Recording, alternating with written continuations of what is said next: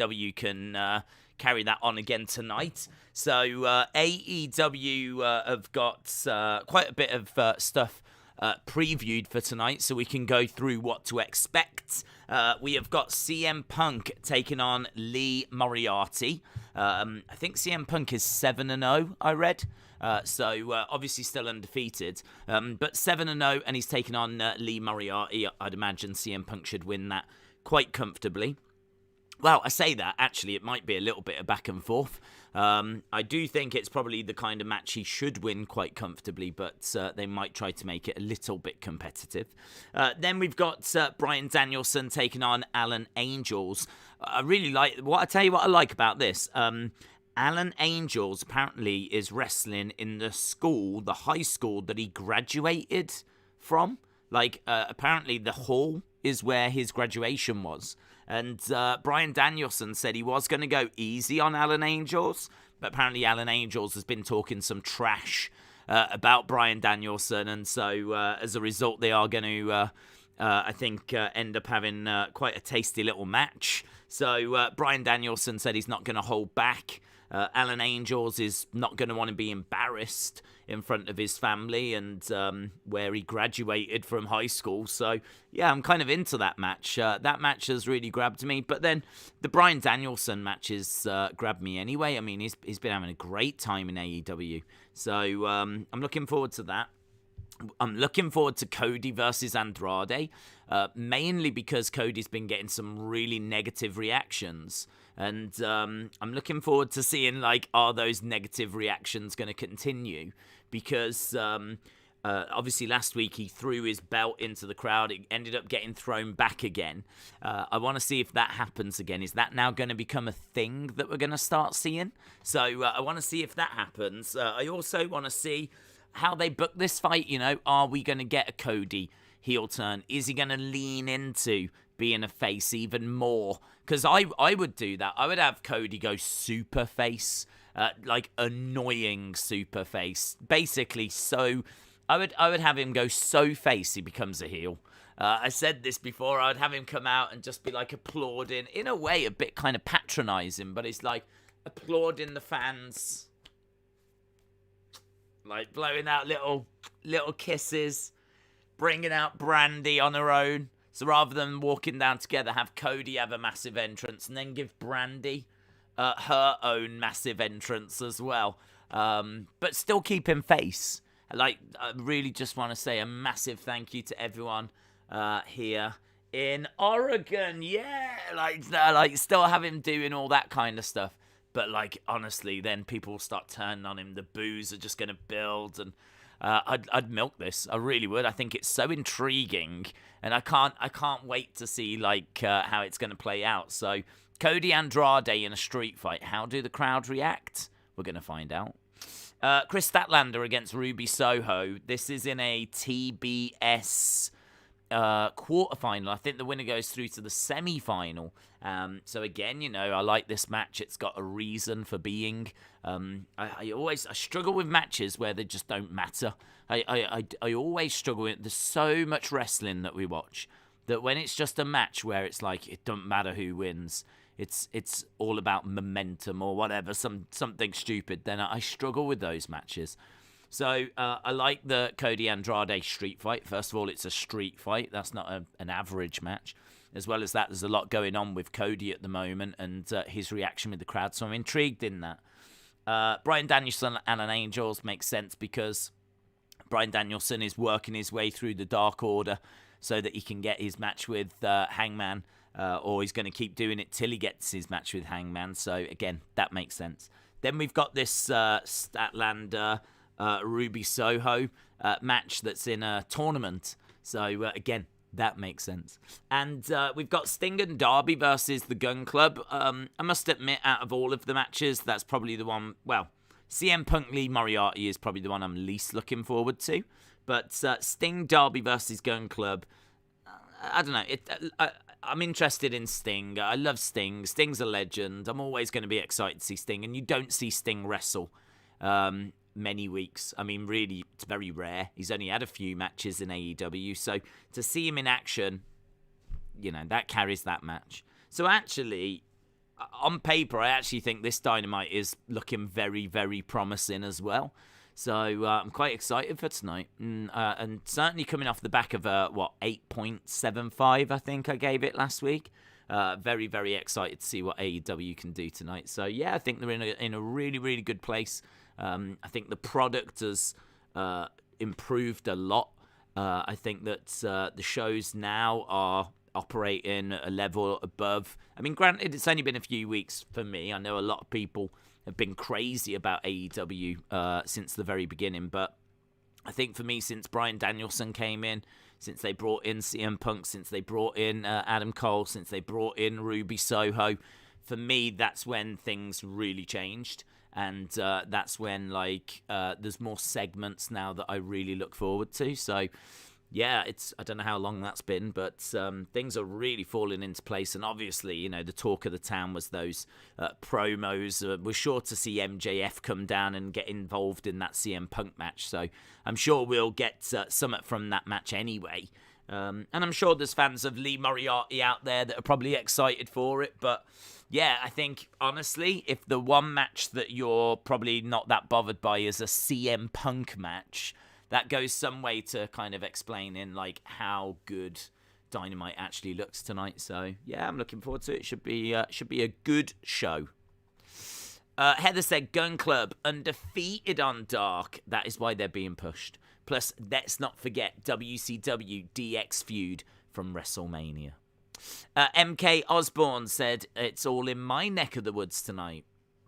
Yoss said I can't believe that November is over. I know. Yeah, crazy, isn't it? Christmas will be here very, very soon. Aseeb said, Dave's thoughts on CM Punk calling out people for criticising him on wrestling nobodies. I haven't seen that, to be honest, so I can't really comment on it. I don't know what he said. I mean, my feelings on it are that I don't think this has been a brilliant way to start him off. I wouldn't say that it's a disaster or he's buried or anything like this.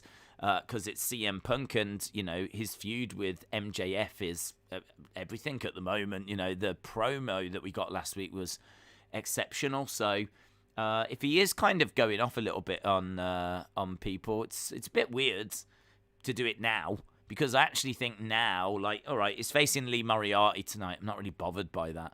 But we know that it's all building towards him against MJF. So, yeah, I don't know. If the MJF thing wasn't there, then I think it would be a bit more of a problem. Because at what point are we going to get going with something?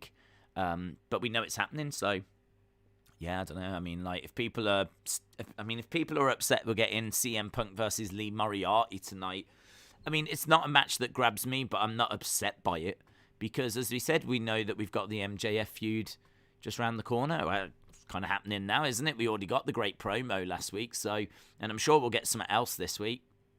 So yeah, I've no issue with it. I'm just quite happy we're building towards something tasty. James Payne's vids and streams. Shout out to you, my friend.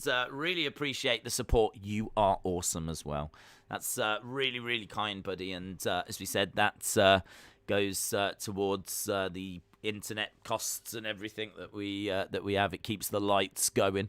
But yeah, really appreciate that, buddy. And it's great that you could join us for this AEW stream. It really is one of the shows that I'm starting to look forward to. Like last week was just so good. So good that I really am now. I mean, before, to be honest, I would worry about Raw. I would NXT was all right and AEW was all right, but I don't think either show really grabbed me. SmackDown was my show, really. SmackDown was probably, if there was one show that I look forward to the most, it was SmackDown.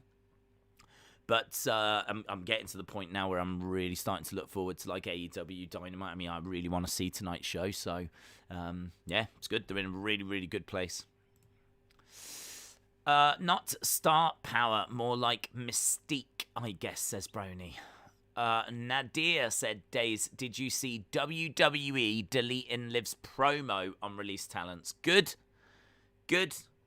Hopefully they've flipping learnt their lesson. Idiots. So, yeah, I mean, I thought that was appalling. I was very vocal about it at the time. I thought that it was a complete miscalculation. It was great to see others speaking out against it as well.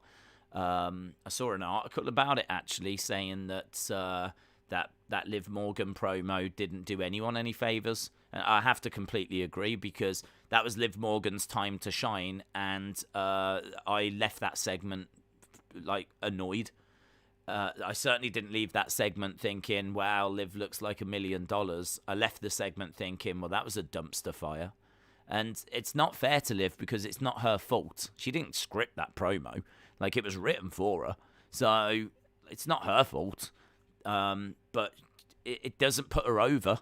And it didn't, like, put, like, Becky over or make Becky look great. So yeah, it was just a complete misfire, a complete dumpster fire. I think, I think what they've done is, I mean, my gut feeling is they've seen the MJF promo and they've gone, right, okay, we can see the response that has had. Let's try and get a bit edgy ourselves. And they've gone edgy by including the flipping people they released. Yeah. Wow. If they've cut it, good. That's all I'll say. Aseeb said, Days say, if the current NXT and AEW we're seeing now were still head-to-head, would you still watch both or choose one? I'd still watch both. Adam says, Days, I was just looking, and I can't believe that Reece Dyche was on loan at Wickham in 2013. We had the Gibraltar Dream. Shout out to you, Adam. Yeah, well, can I just say thank you that we've got him now, because he is doing amazeballs for us. Dylan says, who do you think is likely to lose their titles first, Priest or Nakamura? I mean, that's a flip a coin, isn't it, really? I feel like Damian Priest might, because they might want to start moving him higher up the card. Whereas Nakamura, I don't think they're going to look to move him up the card, so he might end up just keeping it for a little bit longer. But I think I'm right in saying Nakamura's had it longer. So he might be like getting to the point where they're like, right, it's time for someone else. I must admit, I don't think either are very entertaining. Like, Damian Priest, I think, has got great potential. But I actually don't like this, him snapping and whatever. I don't think the change is big enough. So it's not as if he comes down all happy. It's not as if he comes down and, like, is, like, really gentle and all this, and then he snaps, and then he goes really extreme. Like, we don't see too much of a difference. Like, when he's in the ring, he's fighting, he's battling away, he's just normal Damian Priest. And then, like, when he turns, he just kind of, I don't know, he doesn't really do much, does he? It just kind of goes, like, it just does that kind of a face. And then he just, like, maybe throws his shots in a little bit more. I mean, like, it's not as big a change. It's certainly not like Funhouse Bray, like, hi everyone into the Fiend. Yeah, it's not like Finn Balor into the Demon, where he's got, like, face paint and he's got all, like the Damian Priest switch is just not as extreme. So it's misfiring for me. That is, it's really misfiring. Do you know what? It's funny, actually, because I think we was watching Raw, and I heard the commentator saying, "Oh, he's snapped." And God's honest truth, I didn't know he had snapped. I didn't even know. I didn't even notice. I needed the commentator to tell me that he's snapped now, and now he's in Damien mode. He stopped being Priest. Now he's Damien mode. So I was like, oh, okay, it's snapped. It's still just like that. So they need to work on that a lot. I mean, a quick, easy suggestion would be have him be a lot gentler when he's not the Damien part. When he's Priest, when he's the softer side, have him be a little bit more locking up and standing off and a bit more thoughtful, and kind of have him really dial it down so that when he does snap and he's just going crazy, it's more of an exaggeration. So I feel like they've got work to do with Damian Priest. In regards to Shinsuke's always had great potential, but I just don't think Vince sees it in him. I just think that his lack of English is a problem.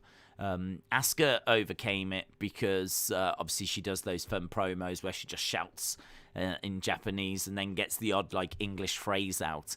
But even so, I mean, you can't say that Asuka's like the top woman. Do you know what I mean? Like, Asuka's not being used in main events of WrestleMania like Sasha and Bianca, or Charlotte and Becky and Ronda. Like, Asuka is, I think, well respected. I think Asuka is someone that is seen as, you know, she can carry a title. But I don't think she's someone they're going to drastically push as like the face of the company, like they did with Becky. You know, Becky was right up there. I don't think you'd ever get that with Asuka because I think the English thing is a barrier. And I think that's Nakamura's problem as well. So I think it's very difficult to know who will drop the title first. It just depends on what creative plans they've got for both guys. Days, did you know since Nakamura won the title, he's defended it once on TV? Do you know what? It probably feels that way as well. I mean, him and Boogs just don't do it for me. So, like, Boogs coming out, playing guitar, and Nakamura, and, you know, at first you think, okay, this could be fun at first, and then it gets stale really quickly. And not only did it get stale, they haven't done anything with it. There's been no reinvention. There's been no character development. I mean, really what you see now is exactly the same as what we got months ago.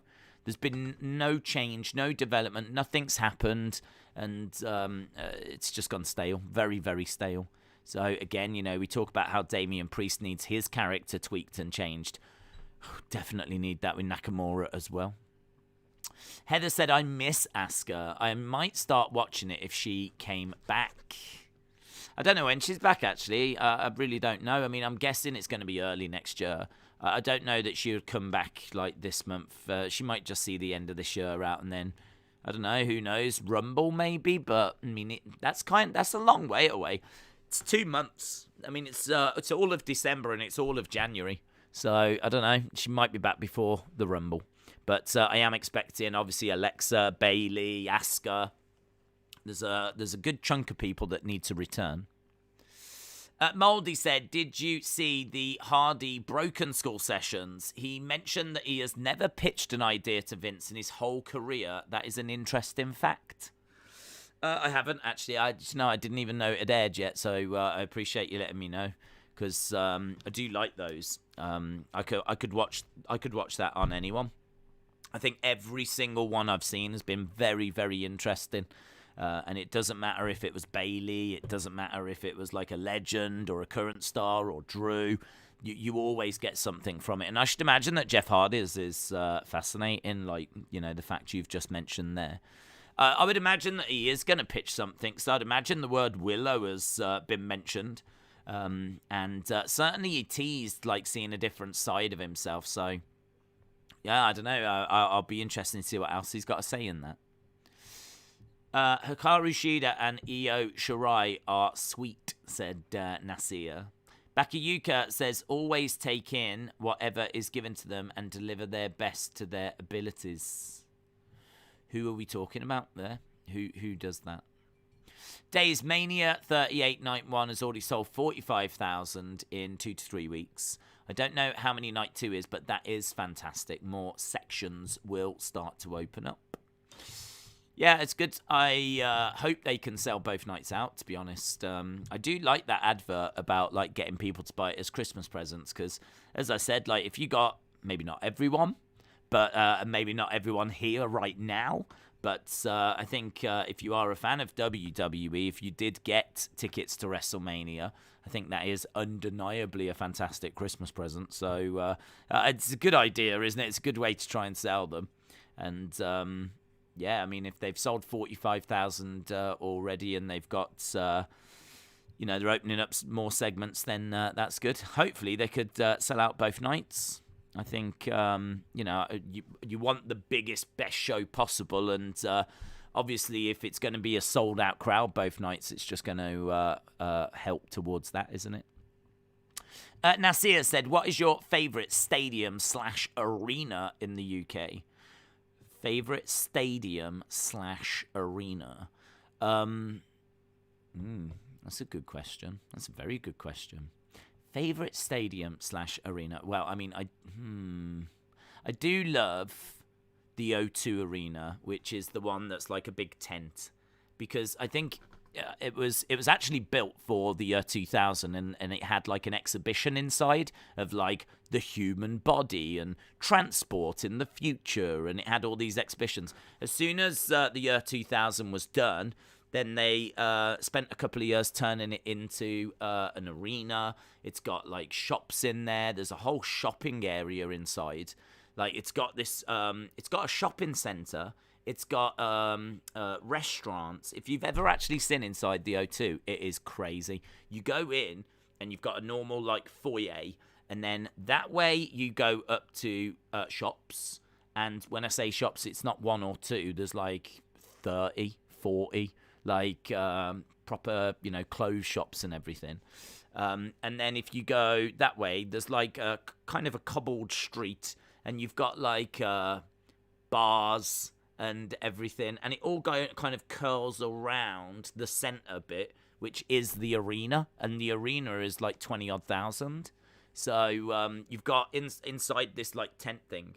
I mean, like, there's not really anything else I can think of that matches that.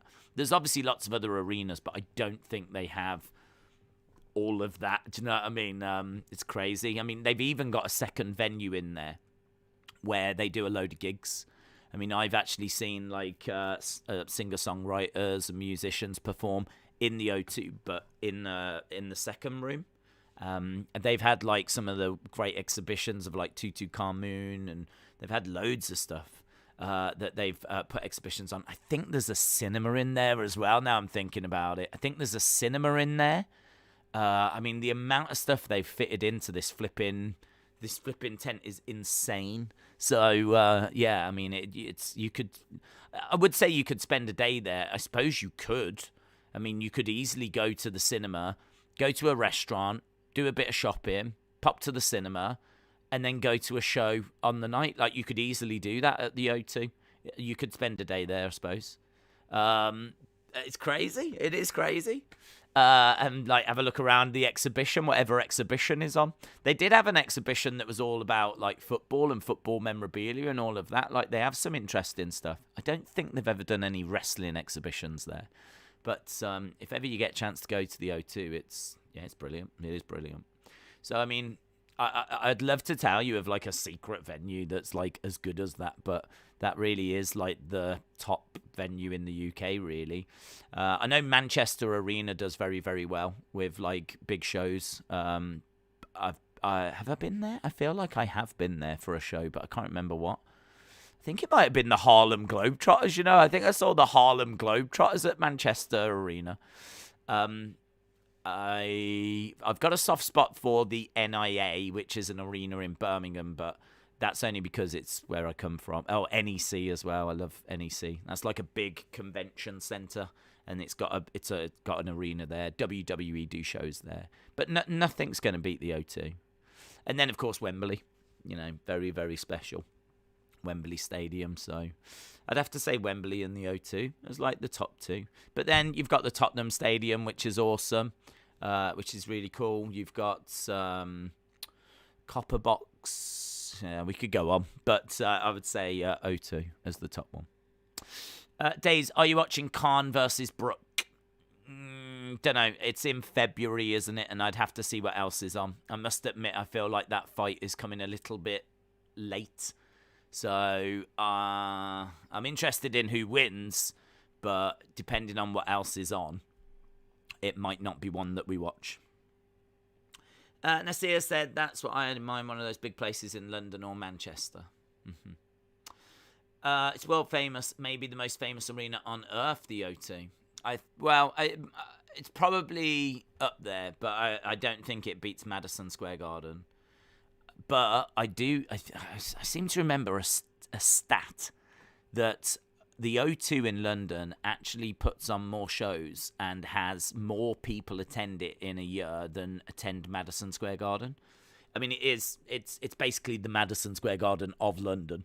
And it's obviously very, very busy. It's where we do like massive concerts get put there, you know, like Adele. Adele would probably do Wembley Stadium in all fairness, but she might end up doing like the O2. I heard Adele is actually going to do a residency in Las Vegas. Don't know if you heard that. She's going to be in Vegas from the end of January till I think it's like April. And she's going to do like every weekend. She's doing some in Vegas. In like I think like that's only 7,000 people that can hold. But the O2 can hold 20,000. Michael Jackson was actually going to be at the O2. I think when Michael Jackson passed away, he'd just announced that he was doing a bit of a residency at the O2. And then he passed away and the show's never happened. So the O2, you know, would get an Adele because it was about to get a Michael Jackson. So, yeah, it's a big, big venue. David Robert Wood said Liverpool was a good match, 4-1 against Everton. It was amazing. I enjoyed it. Glad you enjoyed it. Yeah, I love doing the football day stuff. Absolutely love it. And big thanks to everyone that joined us. We're back tomorrow. Should be more fun tomorrow, what with Man United versus Arsenal. And Man United's new manager, Ralph Rangnick, has been spotted at Old Trafford today. So he is expected to be at the game tomorrow, but not expected to be in charge. Heather said, Las Vegas, that is awesome. I've only been there once, and I would love to go back. I've never been there, to be honest. I'm a bit torn on it because I kind of feel like I see loads of movies where people go to Las Vegas, and it looks amazing, and you go to casino and, you know, all this. But I just kind of feel like I'd lose a load of money. I just kind of feel like I'd go to the casino, I'd get absolutely busted. Because I don't know what I'm doing in a casino, but you just, you know, you want to go, you want to pretend that you're Frank Sinatra and all that, you know what I mean, and have a go on the slots or go at one of the tables or whatever. If you're going to Vegas, you've kind of got to gamble, haven't you? You've got to go to a casino. So yeah, I could see myself losing a load of money there, and then like I'm sure I'd see like some great shows or whatever, and that's it. I should imagine it would just be a bit of a wild. I reckon you could have like a wild weekend in Vegas. I don't know if you'd want like a week there. I don't know. Maybe you would. I don't know. I always see whenever I go away, I tend to spend like 2 weeks in Florida. Do you know what I mean? That's what I do. So the idea of like spending 2 weeks in Vegas just makes me think I'm going to have to save up for the rest of my life to have 2 weeks in Vegas. Because the amount of money you probably lose in the casinos. But if you've been and you had a good time, then maybe I've got the wrong end of the stick. Perhaps there's more to do there than just gambling. Only just joined. Don't know if anyone said, but Tony has just tweeted that Hangman will face BRYAN at Windham is coming. Wow. Why has he tweeted that? Why is that not an announcement on the show? So there we go. Well, it's been announced then. We wondered when it would happen, but it's going to happen at Windham is coming. Harley said there was supposed to be a Broken Skull Sessions with John Cena. Clay said, Days, pretty please look at my old friend Cassidy Wade. No. Austin, shout out to you. I hope you are well. Vegas is amazing. I absolutely love it, says Heather. Are you a gambler, though, Heather? Is that why you love it? Or what did you do when you went? Like, did you go see shows? Because honestly, I don't know what I would go and see. I mean, if UFC had something on, I'd probably go to that. But I don't need to go and see Celine Dion. Do you know what I mean? I don't need to go and see Celine Dion. Or Siegfried and Roy, or whatever they're called. I don't need to go and see them. I don't know. I think, like I'd like to, I suppose, in a way, kind of, knowing me, I mean, I'm someone that, because I don't really, like, take too much time off, if I am going to take some time off, I'm going to go big or go home. So I could imagine that I'd go to Vegas, I'd end up losing all my savings, and I'd probably come back married. So, do you know what I mean? Is that how you got married, Heather? Heather, is that what happened to you? Is that why you have such fond memories of Las Vegas, because you came back with a husband? I mean, I don't want one of them. Chronic Effect, why should you knock on a refrigerator before opening the door in case there is salad dressing? That's quite good. I like that one. If I was Tony Khan, I wouldn't announce that match on social media. I would announce it live on the show. Yeah, I mean, maybe. I'm thinking here, why has he done that? Why has he done it? Maybe he's done it so that everyone talks about it and there's buzz about it, and it's a way maybe of people hearing that AEW starts in half an hour. Do you know what I mean? Did you just hear that Tony Khan has announced to get in blah, blah, blah, blah? Oh, really? Why has he not mentioned it on Dynamite? And, like, maybe that conversation is all over Twitter. And maybe it's just a way of getting people to talk about AEW, talk about AEW Dynamite, maybe get it trending just half an hour before it goes on the air. Do you know what I mean? It just creates maybe a little bit of buzz. I mean, personally, I might have tried to have found a different way of doing that. I mean, it doesn't matter. It's not the biggest problem in the world, but it is a bit strange. Like, rather than just not putting it on the show. But perhaps he feels like doesn't need it. It's a decent announcement. Why wait for the show? Create a bit of buzz on Twitter, and maybe people will then jump on and watch the show. Brony said Windham will not join AEW, guys. Will not. Forget it. He is pursuing his acting career now. He is done with wrestling. He is not interested in wrestling anymore. He is done. The wrestling dream is over. You will never see him in a wrestling ring again. It is finished. So that is breaking news. Sweet Trini says, hello all. Hey Days, as someone who has visited as a tourist, Vegas is awesome. There's so many fun shows like comedy, music, not Celine. She was there. How dare you? I think she's done 1,000 dates in Vegas. And the restaurants rock. It's a good experience. Trini, please let me know, did you get married in Vegas? Is this why you enjoyed it as well, Trini?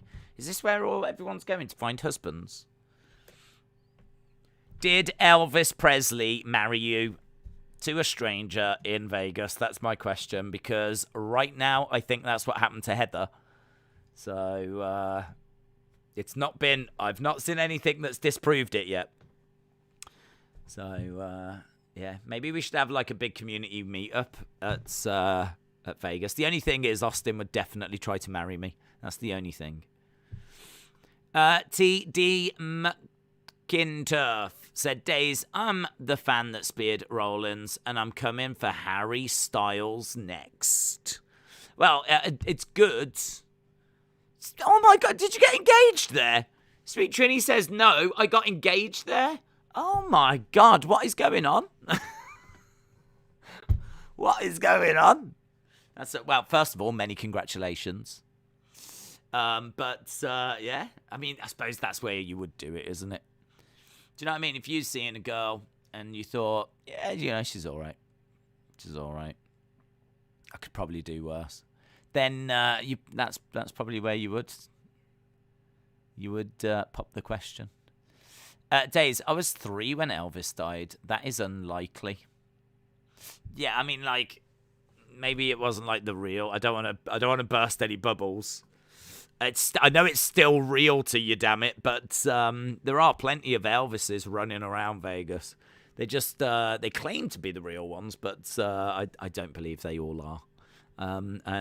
Yeah, I think he did pass away, but I believe that there's people there in like little white chapels that are doing things. I don't know. It's a crazy world. You know Vegas better than I do. Marcus said, Days, in a few months, do you think we'll see O'Reilly, Gargano, and Kevin Owens in AEW? O'Reilly, I think you will. Gargano, I'm really not sure about. I really don't know. It's impossible to say, isn't it? I mean, I can't know what's going on in his mind and what he's thinking.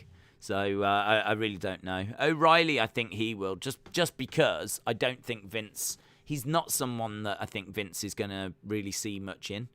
And I don't think he's going to be able to stay in NXT forever. So, he either goes to the main roster where I think he's going to struggle, or he, goes to AEW where he'll be used well.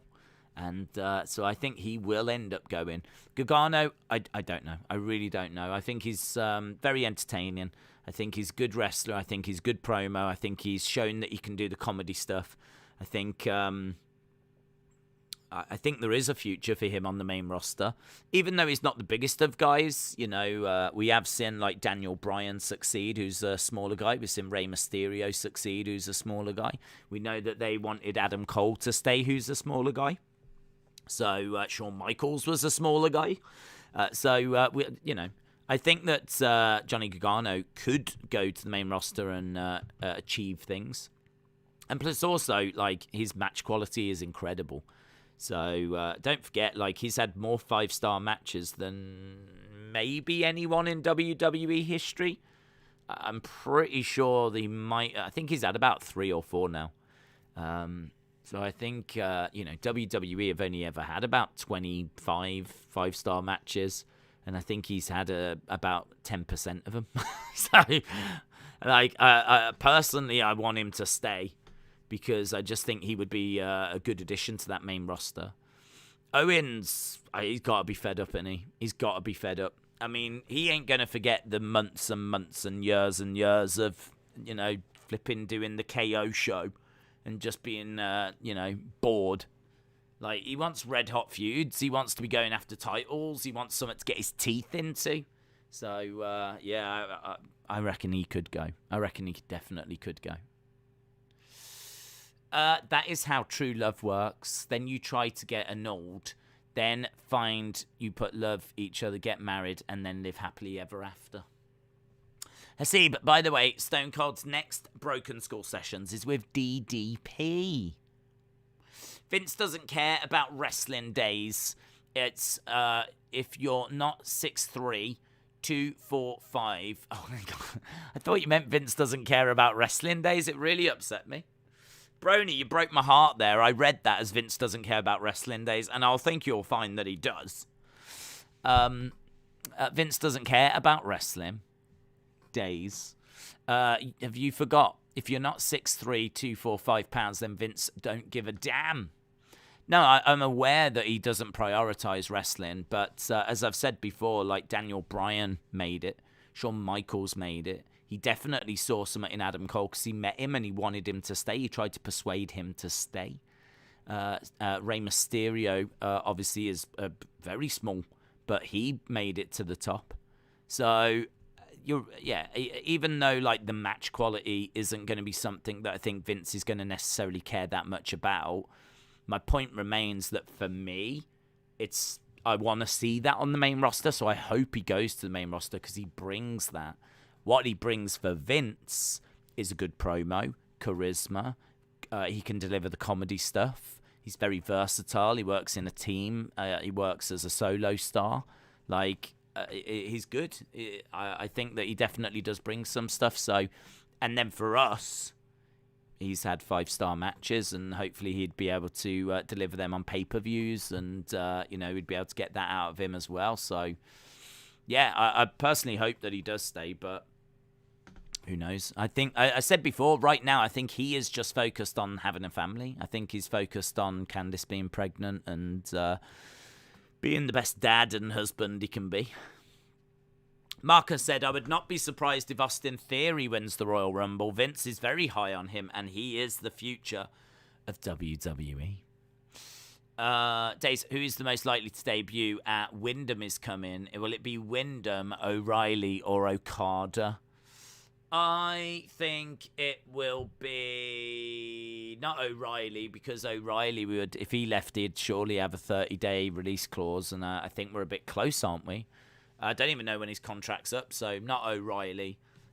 Windham, it depends where he is with the filming. I mean, I don't know. I fully expected him at Full Gear. But I don't know. It depends what's going on with the filming, and only he really knows with that. And then, what was the other one? Windham... Okada. If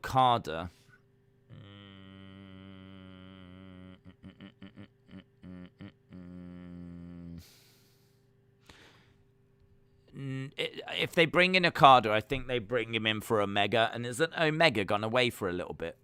When's Omega back? When is Omega back?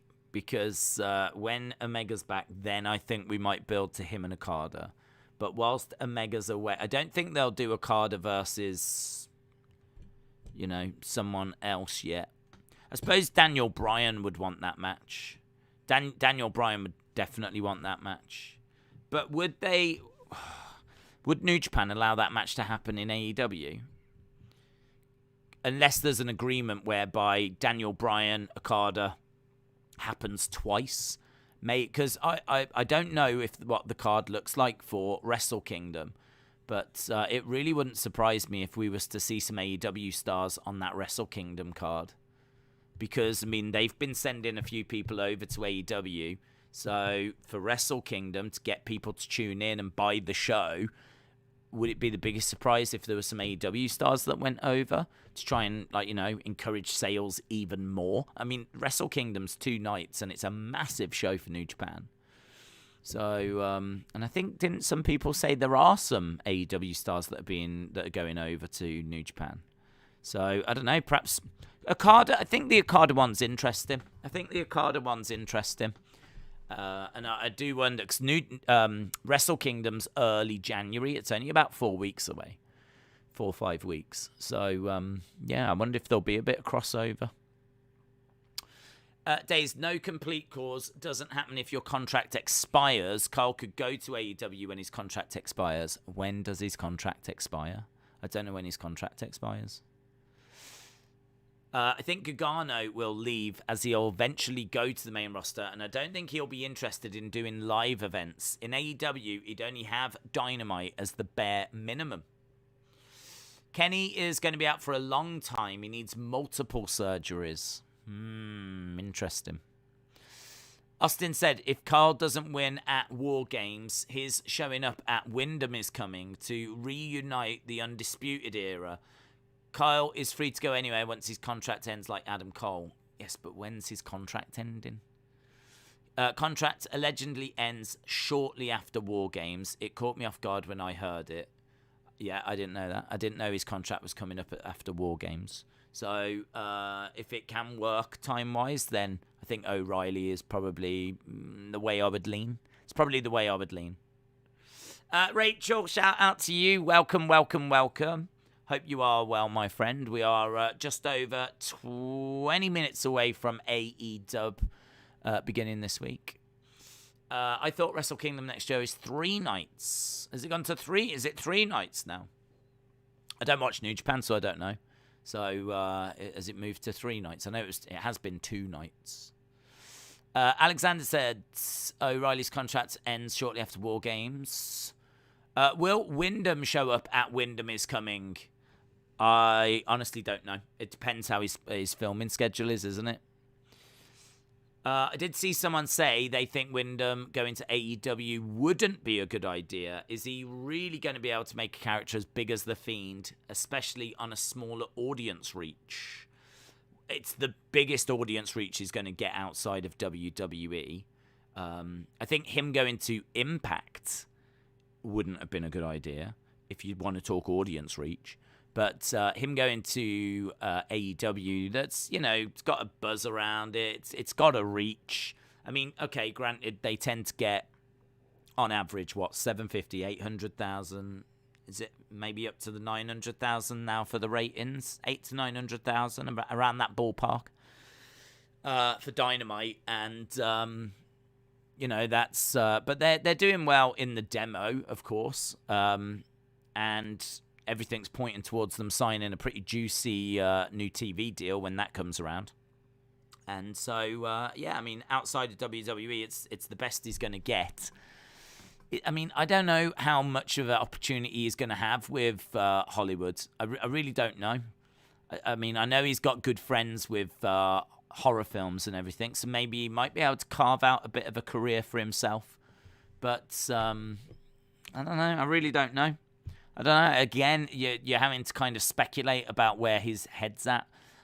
I think he must have a passion for wrestling. Wrestling has always been in his family. He would have grown up loving wrestling. I think, like, him going into films is cool, but for me, it comes across as just a side thing. Like, for me, I fully expect him. I will be stunned if he doesn't go to AEW at all. If we never see him in AEW, I will be shocked. I really, really believe he will go there. I really believe he will go there.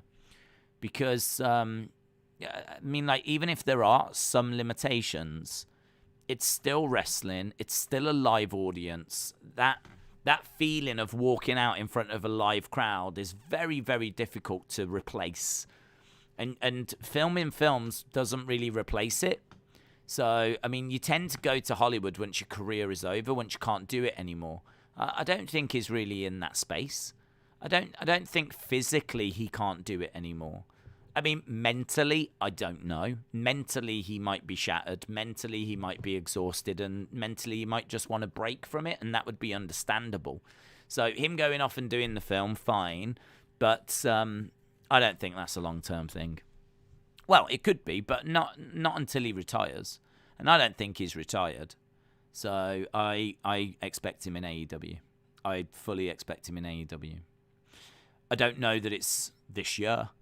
But I think you see Windham in AEW next year at some point. Hopefully sooner rather than later.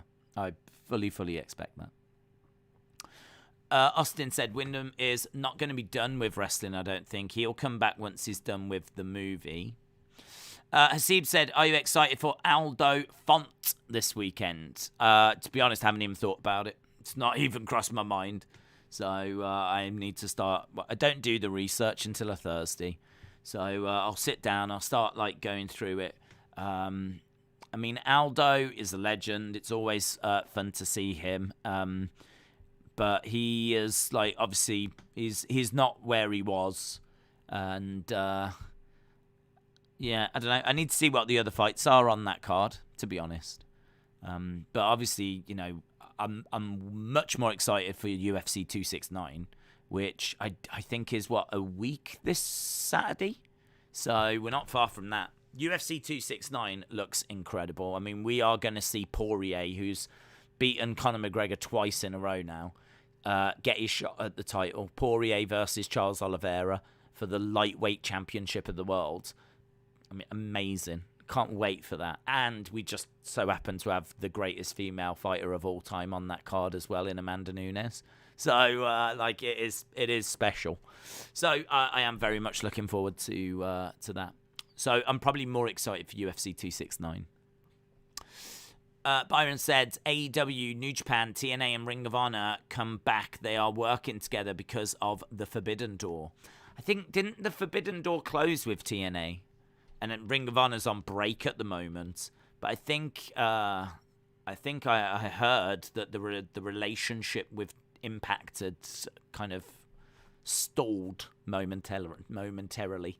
They might be able to get it back up, you know, at some point. But I believe that's why we don't see Gallows and Anderson anymore. Is because that door's temporarily closed. But I'm sure they can open it again in the future. I hope Windham is a solo star when he debuts in AEW. He needs a good solo run. Dustin Poirier, Amanda Nunes on the same card. I can't wait. Windham gets the acting bug. He could be very happy to not wrestle, says Sean Rossett. Alexander said, do you think AEW would only bring in Okada for a match with Kenny, or would they want Okada to face someone like Danielson or CM Punk? I think they would bring him in for Danielson and CM Punk, but I don't know how often New Japan are going to be willing to allow Okada to go to AEW, to be honest. I mean, it's so hard to get a read of that relationship because obviously at first when Young Bucks and Kenny left, there was a lot of talk about New Japan being very upset, and like, you know, it seemed like those bridges had been burnt, and so any working relationship between New Japan and AEW seemed, certainly from my perspective, to be unlikely. But they worked on it, and obviously Tony still allowed his wrestlers to compete with New Japan if opportunities arose. I think like Jericho might have still done some stuff whilst in the early days whilst he was with AEW, and maybe Moxley as well. So I think Tony Khan was fine with letting his wrestlers go to New Japan, but I think like the two companies actually having an agreement and working together seemed unlikely, and then for whatever reason it happened. I don't know if it was because Moxley was going over having a few words, or who approached who. I don't know. It'd be very interesting to find out, but clearly there's some sort of an arrangement in place, because we've had Suzuki, we've had Ishii, we've had Kenta. There's been quite a few actually that have come over from New Japan now, so you know, clearly that relationship is there. But I don't know how strong the relationship is. I don't know how far New Japan are going to be willing to go. We haven't seen, for example, New Japan come over and do like an invasion. We haven't had New Japan versus AEW. I don't know if that's something we can build towards. I don't know if that's something Tony's even interested in. I don't know if that's something New Japan are interested in. Again, it's very, very difficult to know. I just get the feeling that they're allowing the odd person to go over once in a while, because the way that we're seeing these stars come over is very much like that. Like, it's not like week after week we get someone different. It's just once in a blue moon someone will come over. So, like, Okada could come over, but I think it would be, you know, to have one match, to do something. I don't know that he would come over and he'd face Punk, and he'd face Bryan Danielson, and he'd face, like, and I certainly don't think it would all be in a short space of time, like bang, bang, bang, bang, bang. I think they would want it to breathe a little bit, you know? And also, I don't know if, as I said before, New Japan wouldn't want something in return. Like, would they want AEW stars at Wrestle Kingdom or something? So, it could be that they allow Okada to come over and have a match with Bryan Danielson, because you know that Danielson wants that match. Of course he does. Okada's regarded as the best, or one of the best in the world, up there with the likes of Ospreay, Zack Sabre Jr. So Bryan Danielson would want that match. But I just think that if they were going to allow Okada to come over for, say, a match, surely you do Okada Omega. Surely. I understand that Okada Bryan Danielson is very intriguing, and so is Okada versus CM Punk. Very intriguing, but I just think because of the history, because those matches really are, I mean, it's no exaggeration to say that if you go back in the history of wrestling, you've got Ricky Steamboat, Ric Flair, as really arguably the mountaintop. Maybe the greatest matches of all time. I know that you can make maybe an argument for Undertaker, Shawn Michaels, Undertaker, Triple H, and what happened between WrestleMania 25 and WrestleMania 28. Those 4 WrestleManias in a row. You could make an argument for that as well. But the series of matches that Ric Flair and Ricky Steamboat had were, I mean, they just are. They go, if you're talking about like a series of matches, they are on the Mount Rushmore. And I don't think it's unfair to say that Omega Okada is this generation's equivalent to that. I think that those matches are maybe on that Mount Rushmore as well. If you want to talk about feuds and series of matches, I think you do put Ric Flair, Ricky Steamboat up there.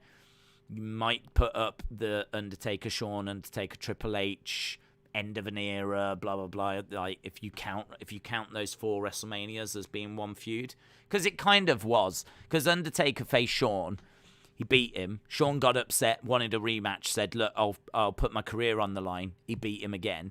Then Triple H was like, "How dare you retire my friend? I challenge you to a match." So that was WrestleMania 27. He beat him, and then he's like, "Well, let's do it Hell in a Cell, and we'll have Shawn as guest referee, and like, you know, we'll put winner takes all kind of a thing, and that was WrestleMania 28. So they are all linked. They are linked. It's in a way, it's Undertaker versus DX, isn't it? In a little way.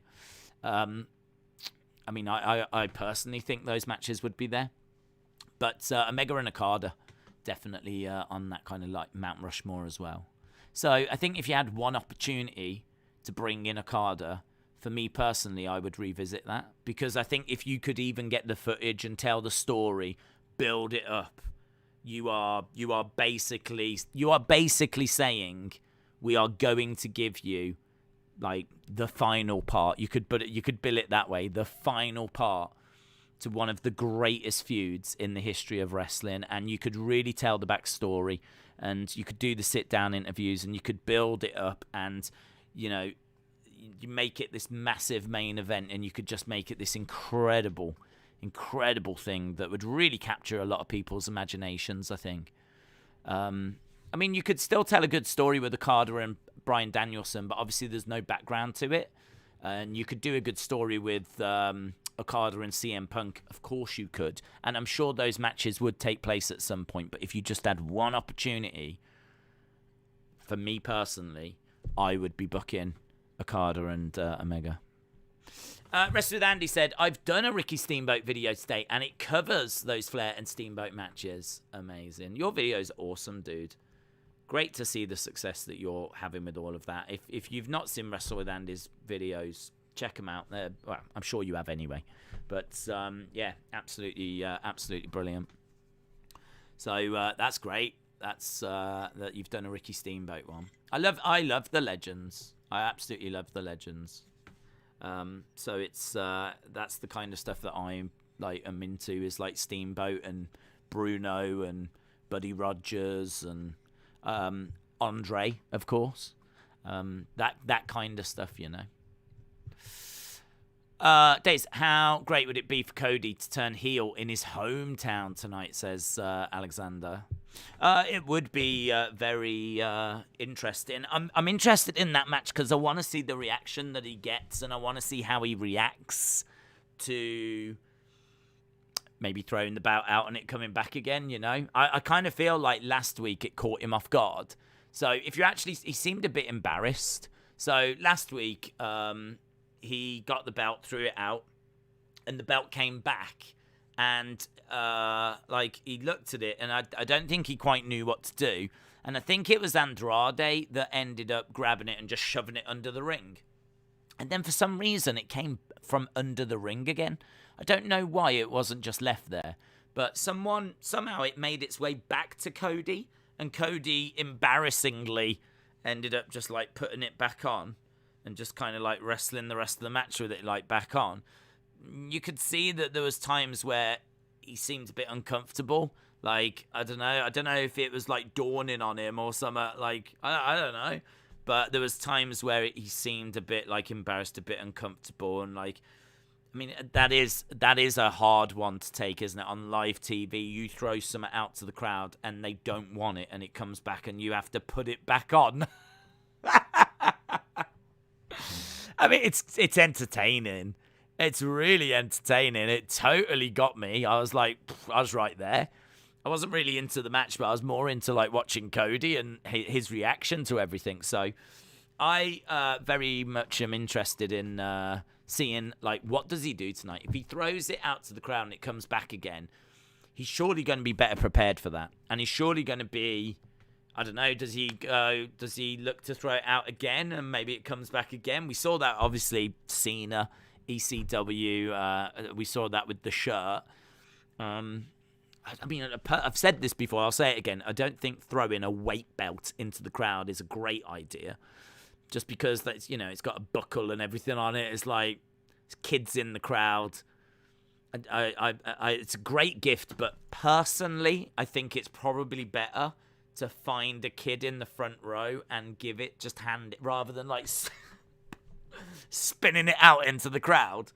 So I wouldn't, if I was Cody, be repeatedly throwing it out into the crowd, because sooner or later someone's going to get smacked in the face that weren't looking. And that's going to be a problem. So if I was Cody, I would find a kid and I would give it to a kid. And it's probably a good chance that it ain't going to come back there, because I don't think AEW fans are going to rip it out of the hands of a kid just so they can chuck it back. And if they are, fair play.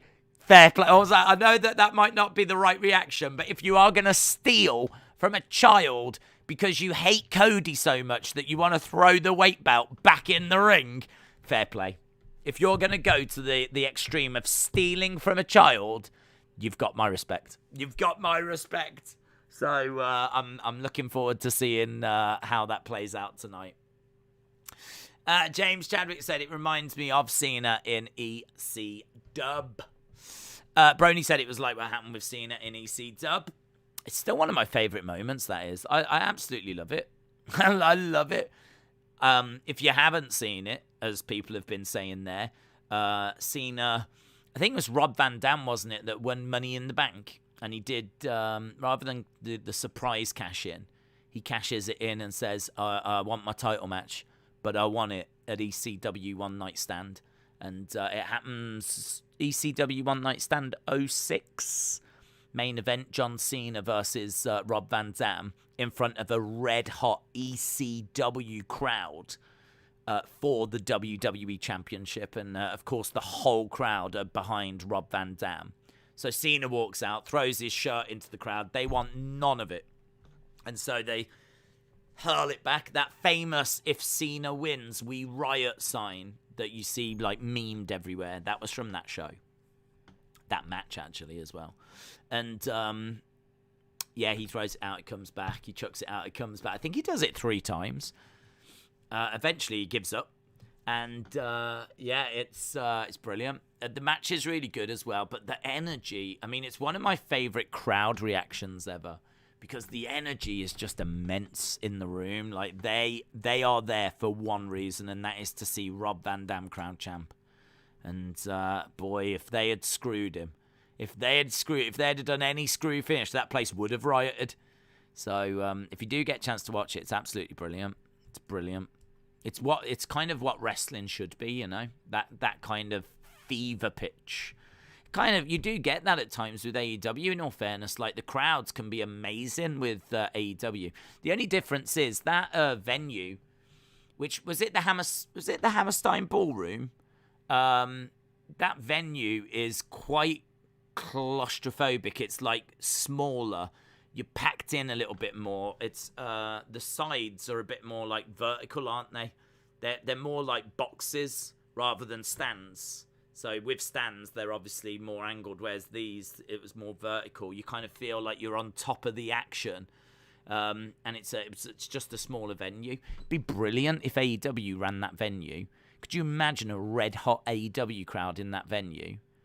It'd be awesome. It'd be awesome. And they'd probably do it as well, because they're very good at running different venues. We were talking about this before. Like, they've done the Arthur Ashe Stadium. I don't think I've ever seen WWE in 60 years do a tennis stadium. I mean, it's brilliant. The stadium is, like, purpose-built for tennis, which isn't going to be, like, you know, that much bigger than just you put a wrestling ring in there, a few chairs. The whole thing is pretty much set up for a wrestling ring. It's brilliant. Why we don't see more wrestling shows at tennis stadiums, I have no idea. But yeah, if they were to do that venue, like that would be great. That would be great. A red hot crowd in New York with putting on like a really good AEW card would be great. What do you think of Bret Austin at 13? That's my all-time favourite match, says Wrestlandy. It's brilliant. It's brilliant. I mean, it's iconic with the blood and the sharpshooter and the way that it ends. It's a real... Well, I mean, like, you would say it's the arrival of Stone Cold, but in a way he arrived before that, because I think I'm right in saying that's 97? I think I'm right in saying that that's 97, and I think we'd already had Austin 316 and King of the Ring and everything, so really, in a way, that's his arrival. But he is, he is, that is kind of, he's a made man there. In a way, that just takes him to a whole different level. and the blood and not giving up, and it just really resonates with people. And the match, I mean, it's Bret Hart puts on great matches anyway. So, you know, you've got Bret Hart and the double turn during that match as well, which is one of the greatest double turns. So, yeah, I completely agree. For me, though, Undertaker Shawn pips it because the reason why I say that is because it was just... I remember watching it with someone that wasn't a wrestling fan, and they were so into it. I mean, I saw it with my own eyes. I mean, and maybe, in all fairness, that WrestleMania 13 match would do the same. Maybe that would have done the same. But I think it really helped me watching WrestleMania 25 with someone that doesn't care about wrestling. And they were shouting more than me. They could not believe it. They were so into it. And it's like, yeah, this is it. This is wrestling. Because it gets bad press, doesn't it, wrestling? It gets bad press. I mean, how many times do people like, oh, you know it's fake? You know it's fake? So, like, when you see those matches and you watch it with someone that's not into it and they're just absolutely gripped, you go, yeah, this is what it's about. And I had that with that match. But I would have Bret Hart Stone Cold up there, absolutely, bud. Hangman going to the commentary. No JR, of course. JR having treatment now, isn't he, for, I believe it's skin cancer. So he's receiving some treatments. Right, we're starting with Bryan Danielson. Bryan Danielson taking on Allin Angels. I certainly hope all angels are called Allin in heaven.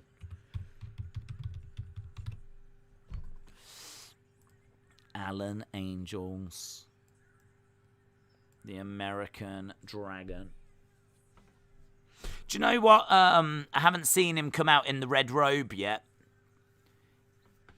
He used to have the red robe. I don't know, maybe when he gets like a big fight, maybe we'll see Bryan Danielson with the American Dragon robe. Because he just comes out in the... there it is. Mattel actually did a figure. He must still have it.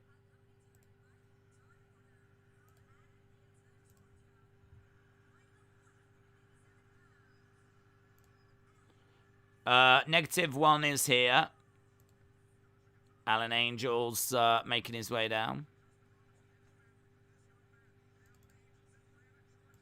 So he is from this neck of the woods. And I know that he has been saying some stuff about Bryan Danielson. And Bryan Danielson says that he was going to let him off, but not anymore. Not anymore. Not after what he said.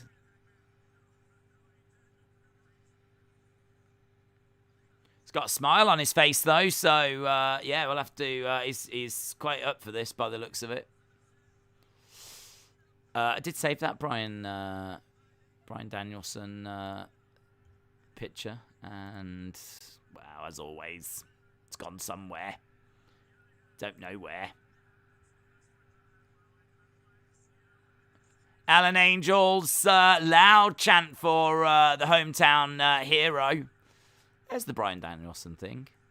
And as I said, Mattel actually made a figure of him in these trunks with this jacket. I think it might be because he wore this when he was on NXT. I'd have to go back and rewatch NXT, to be honest, because I can't quite remember off the top of my head. But I'm pretty sure that he was in that. Just once. I'd love to see him come down wearing that attire.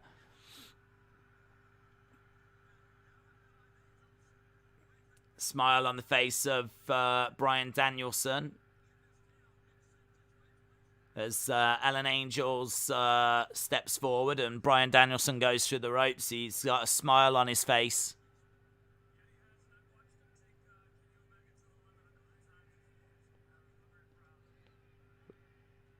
This will be a good match, man.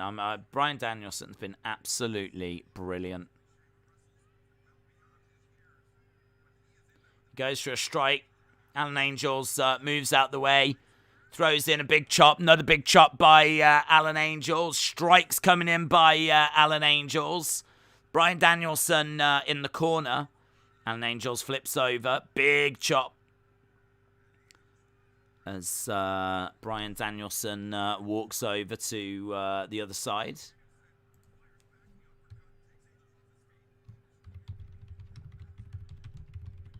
I might have a look for that. I don't have that Daniel Bryan figure, you know. I hadn't really thought about it. I might see if I can find it.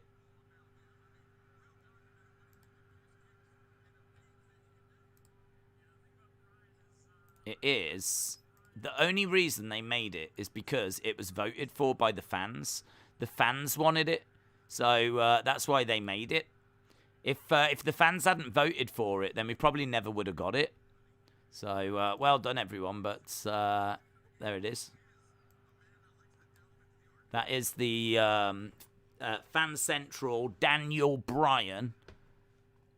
Includes entrance robe. I mean, it's not the greatest thing in the world. Do you know what I mean? Like, you don't look at it and go, "Wow, that's the best figure I've ever seen."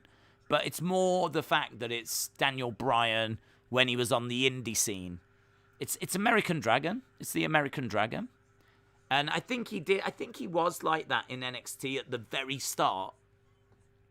And obviously, you know, he started to move away a little bit from that. But yeah, that's kind of that's him without a beard and American Dragon, and they made that figure. Uppercuts coming in by Bryan Danielson. He's very much in control at the moment.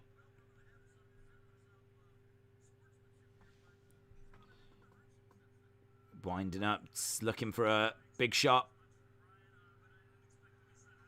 Backslide by Alan Angels.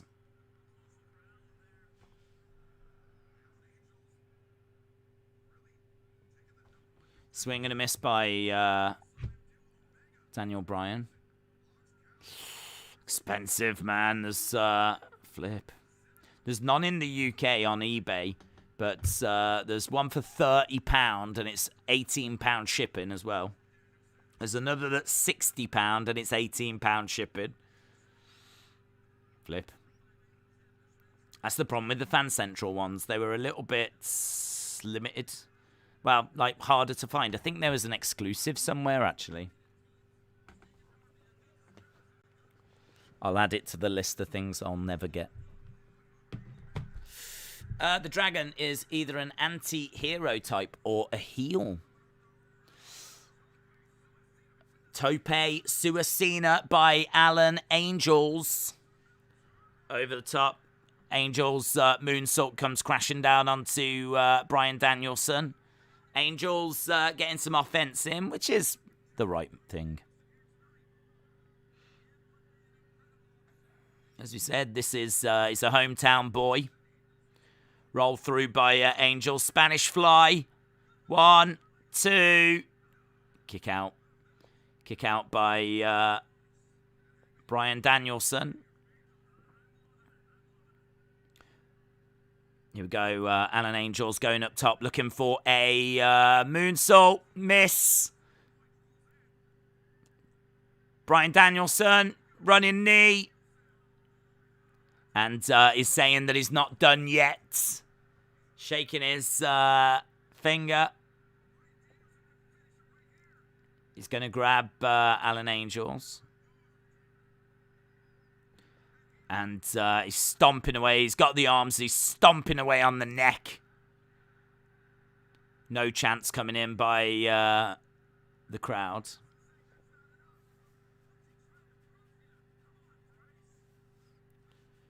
Grabs Allin Angels by the leg.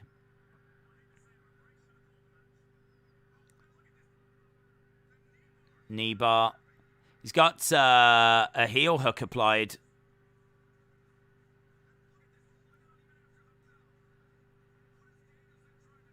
So, Danielson has won. He taps out Allin Angels, and he shows off his guns. He's in good shape, man.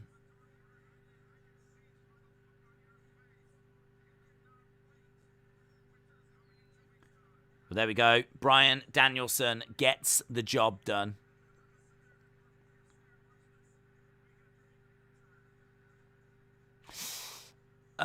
Heel hook for a heel.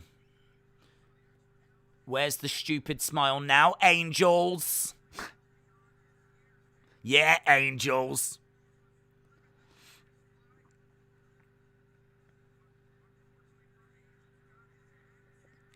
Okay, I don't know if we're going to be interviewing. Yeah, we are. Tony Schiavone's in the ring. We'll see what Bryan Danielson has got to say.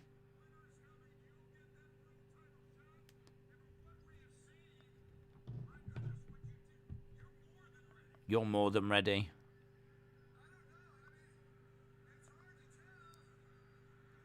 Booze.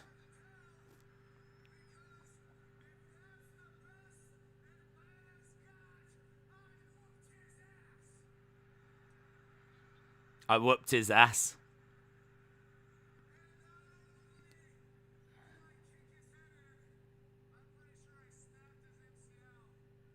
He said, not only did I kick his head in, I'm pretty sure I just snapped his MCL.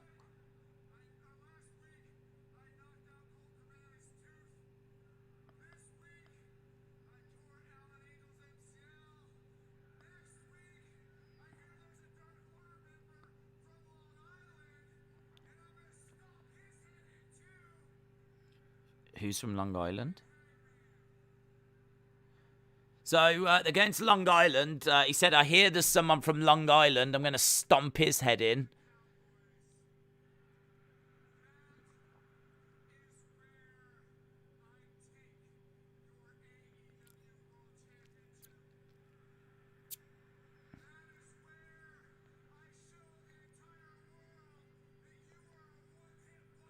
I showed the whole world you're a one-hit wonder.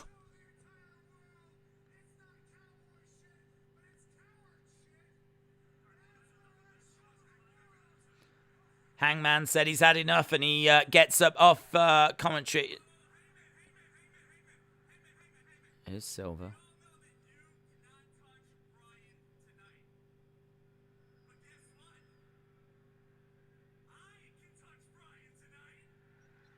Silver said he can touch Bryan tonight, and that's what I'm going to do. John Silver's running down to the ring. I'm down for John Silver against Bryan Danielson.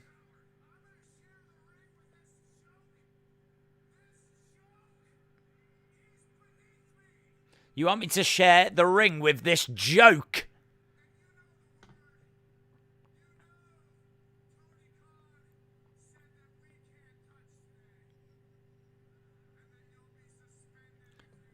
If you touch me, you'll be suspended.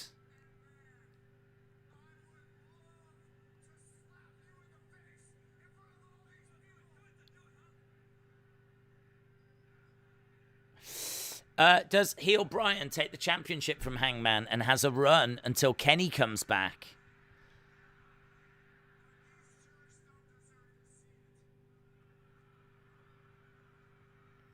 I think you can make an argument for both ways. I expect Hangman to win, but I think you can easily make an argument for Bryan Danielson getting the victory. CM Punk, Lee, Moriarty coming up next. Heather said, I love Silver. He is adorable. The way Danielson is acting makes no sense, says Jim. How come? How come, Jim? Jennifer, shout out to you. I hope you're well. That is the proper way to use Cody. may get some respect back if he went that route. What route? What's happening? What's going on with Cody? Why was 6 scared of 7? Because 7, 8, 9. Salvador, shout out to you, my friend. 16 minutes into the show, and yeah, I mean, it's been really good so far. I thought that first match was really good. Bryan Danielson gets the win, confronts Hangman, building towards Bryan Danielson and Hangman at Windham is coming, and I am looking forward to that match. As we said, you know, you can make an argument for that going either which way. I do expect Hangman to retain. I think that it's taken a while for Hangman to get to the top. I don't know that they would take him away from it so soon. But they could. They absolutely could. It could be that, again, you know, he's just got there and he loses the belt, and, you know, keep people hungry to see Hangman succeed.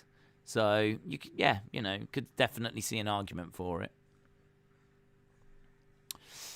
Why should the number 288 never be mentioned? It's too gross, says Chronic's Effect.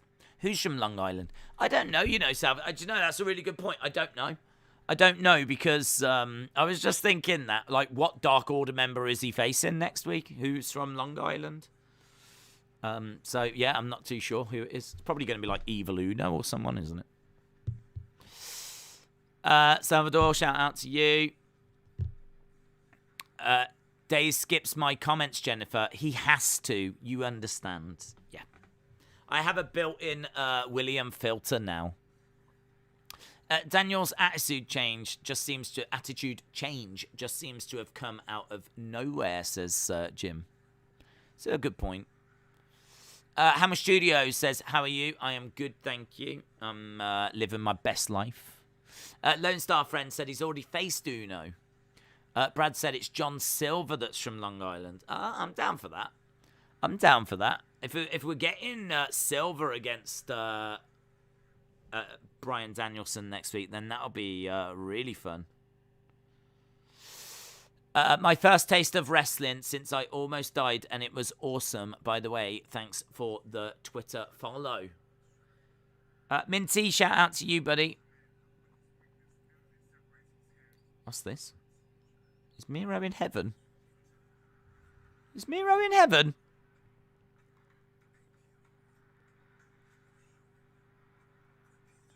Miro is in a white space.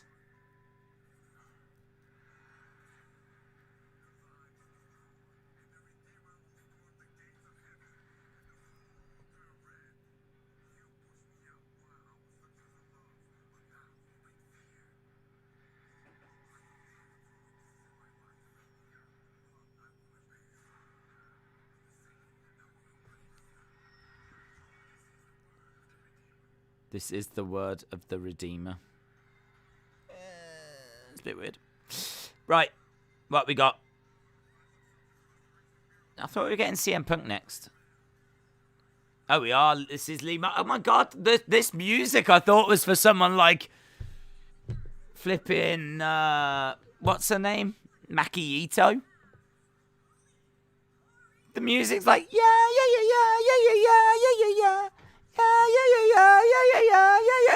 I was like, is Maki Ito coming out or something? It's Lee Moriarty. Moriarty. Baby, I got your money. It doesn't really work, does it? Lee Moriarty versus CM Punk.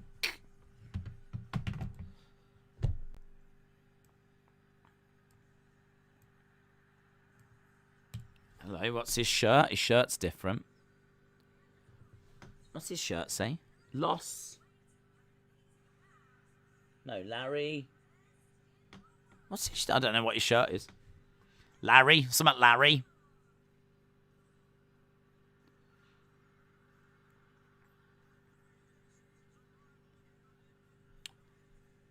Larry something. I think it says Larry something, and then it's got a bud. Hasn't he got a pet that's called... Oh, no, Lars. I'm trying to read. I'm like, I think it says Larry, Lard, laughing. I think it's 2 words. I think the first word, I think it's a film. Lars... I still can't read it. I don't know. Here's Jeff. Jeff dip-a-da-ba, Jeff dip-a-da-ba, Jeff dip-a-da-ba, yeah, yeah. Right, Jeff is coming out and is going on to... Is Jeff in pajamas? I think he is, you know. Right, he's jumped onto commentary. He's on commentary. Jennifer, shout out to you. See you in Abyssal.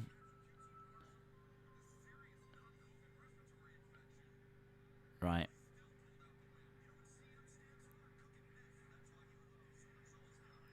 Do you know what CM stands for? Cooking meth. CM Punk. CM Punk. There's a sign in the crowd that says less famous Miz.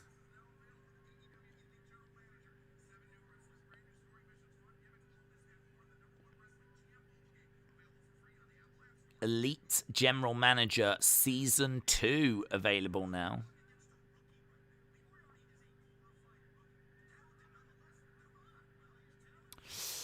I'm waiting for that Miz is All Elite graphic.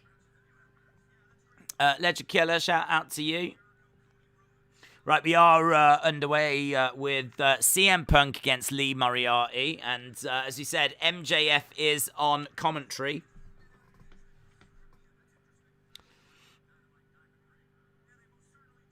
Headlock takeover and head scissors. I didn't leave soon enough. I will never unhear that, MJF. The mean, handsome... Jeff dip-a-da-ba, Jeff dip-a-da-ba. What the hell were they on about?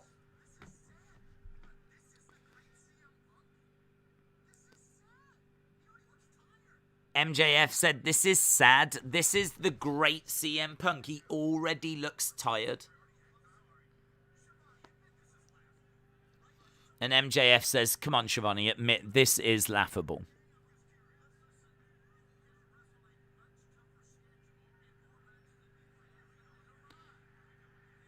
Tony said, look, he is wrestling a much tougher schedule than you have. Takedown by Lee Moriarty. Days, would you class CM Punk's wrestling return a success? Not right now, no. I think that his initial return, the debut, was a great success. I thought it was a brilliant segment, got universal praise. Jim Cornette even said he wouldn't have been able to have booked it any better. So I definitely think the initial return was, and then he just started to have like matches that, you know, you watch the first ones and you're like, okay, got it. And then like it's just like, I don't know, I think this is match number 8, and you know, you are waiting for things to kind of, you know, go somewhere. But as I said earlier, they are now. And I think the promo, the back and forth he had with MJF last week was absolutely brilliant as well. The more brilliant segments he has and he's a part of, the better. So I certainly don't think it's been a disaster. You know, he's come back, he's had matches, he's shown he can still do it. He had a brilliant first segment when he came back. He's had that brilliant segment with MJF. But what it is that people want is they want to see him having matches that are important, that matter, that mean something, that you can really get invested in. And they're on the way, basically. So I would say that up to this point, if he has an injury now, right? If he has an injury and that's it, say he gets injured in this match and he has to retire, would you look at this and say it was a success? I would say no. I would say that if he got injured now, no, this wasn't a success. It wasn't a disaster, but it wasn't a success. But I think the stuff that will make it a success is happening. I think the promo last week was brilliant. I think the match with MJF and the way that feud's going to continue to build is going to work. You'd have to think once he's done with MJF, he'll move on to another feud of significance. So I feel like we're starting, if that makes sense. I feel like he's in. He's had a few warm-up matches, and now we're getting ready to go. So I'm not critical of it. I'm not critical of it. Certainly not now that we're getting the MJF feud. So the MJF CM Punk promo is at 2.5 million views, says Minty Ice, and it deserves every single one of them. Do you think Team Extreme will reunite? I see what you did there, Defcon Prime, Eric Dirigi. I see what you did. I'm gonna say yes. I'm going to say yes eventually. He is not the Punk from 10 years ago, says Zoom Station. Mash Cheap said, I think he's just been trying to get his legs back. Yeah, I agree with that. I think a lot of what we've been seeing has maybe been stuff that, could have happened behind the scenes. He could have done some of this stuff behind the scenes, but instead, why? Why do it away if you've got CM Punk and he's going to have matches to get the ring rust, shake off ring rust? Would you not show those matches? So I can see the argument for it. That's why I'm not critical of it. I can see the argument for it. Well, look, he's rusty. He's not wrestled in how many years? He needs to get rid of that ring rust. So rather than do it behind the scenes, does it not make sense to put him through matches where he's, having matches with, people that we would like to showcase as well? I mean, people are watching CM Punk's matches. How many people are aware of Lee Moriarty? Do you know what I mean? People are aware of CM Punk. So it's a great, Lee Moriarty, it's great for him tonight.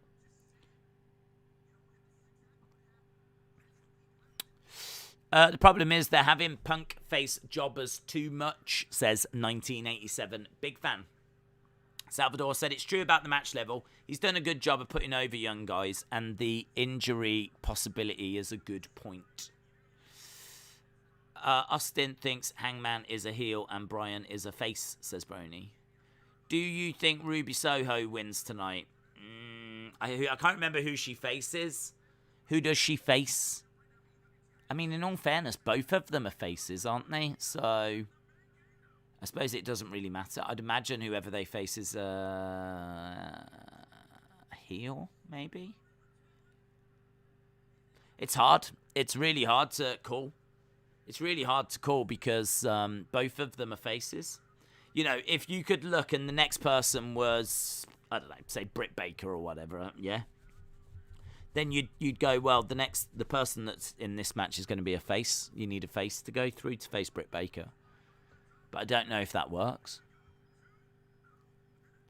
So, it's going to be a tricky one.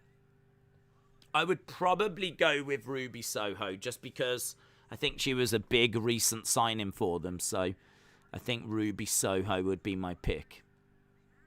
Because if she can't progress in a TBS tournament, what are we doing with her? So I'll go with Ruby Soho for that reason. Can you imagine MJF's mouth if Lee wins this match, says Zoom Station.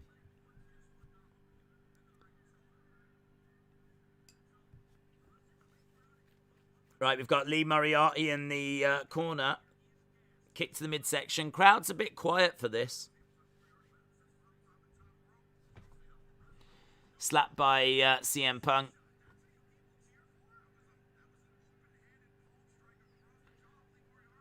Lee Moriarty is on the top, and CM Punk's climbing up.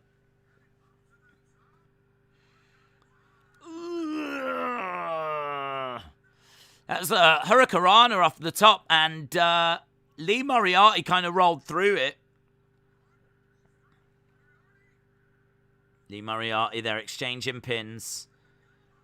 Kick to the head by CM Punk. Lee Moriarty goes down.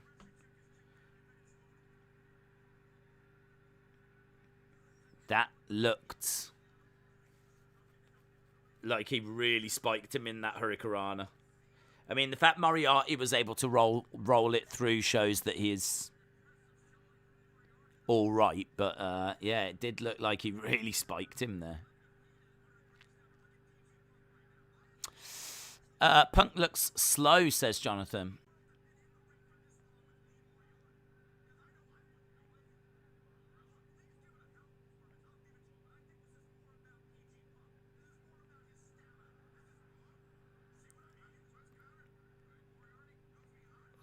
Clothesline, and Punk goes down.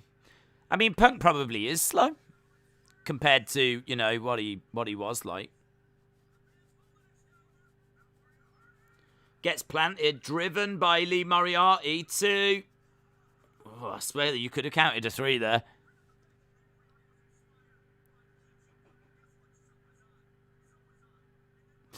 That was good. 2.99999. Reversed. Picks him up. Gets him into the GTS. There it is. CM Punk 1, 2, 3. CM Punk wins. That was a good match, says Lone Star Friend. CM Punk gets the win.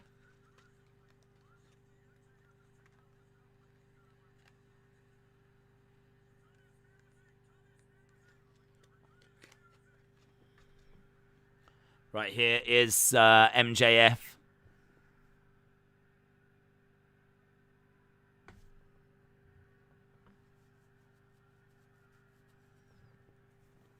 What's MJF got to say?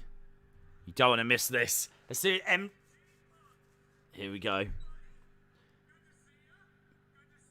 Good to see you, PG Punk.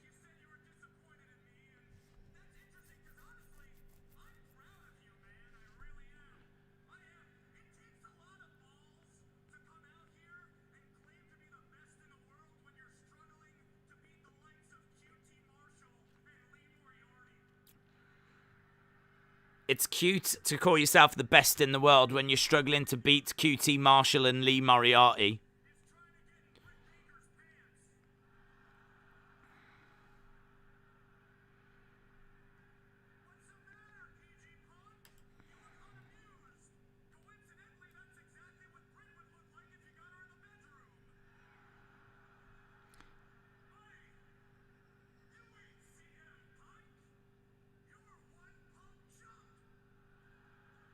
I don't think these are very good lines.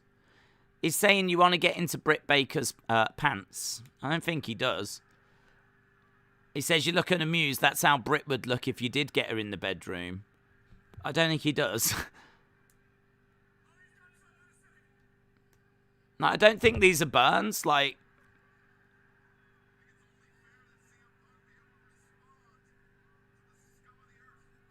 I think he's going to kill him now. I think CM Punk's going to kill MJF.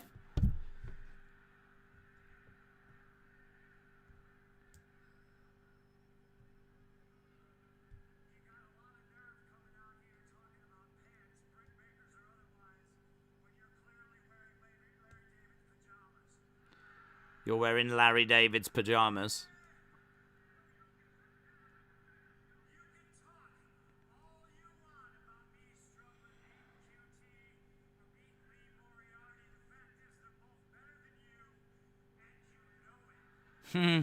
I like that line.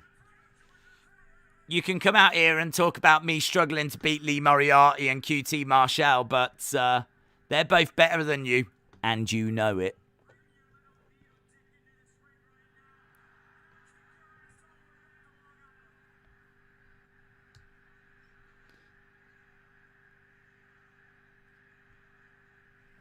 I mean, it was nice.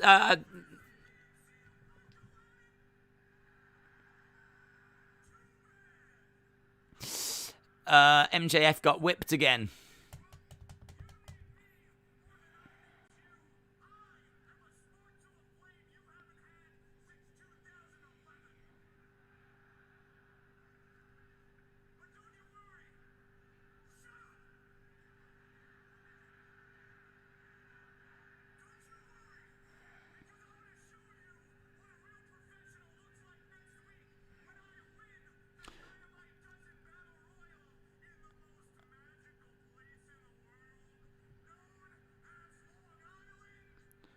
Said, I'll show you what I can do next week when I win the Battle Royal.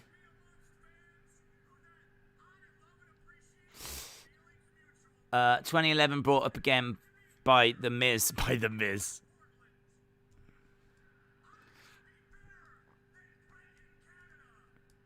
I'll be better than Brett in Canada. I'll be better than CM Punk in Chicago.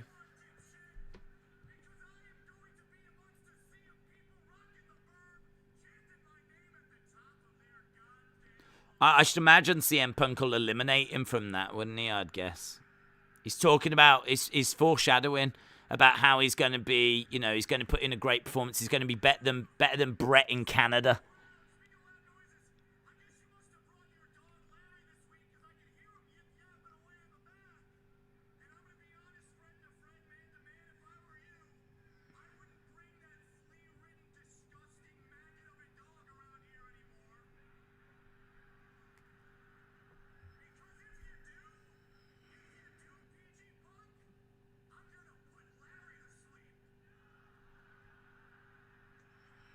God, I don't get it. I really don't get, like, the praise for MJF. I don't think his lines are that good. He's had all week. I mean, like, I thought he got murdered last week. And then this week he's had all week to think of some lines to say. And his killer lines have been, you want to get into Britt Baker's pants. If you did, she would be bored. And if you bring your dog round here, I'll put it down. Flip. Well, I bet CM Punk's petrified now. I don't know, man. That was not, for me, that was not a follow-up to what we got last week. Well, certainly not from MJF. I don't know. I don't get it.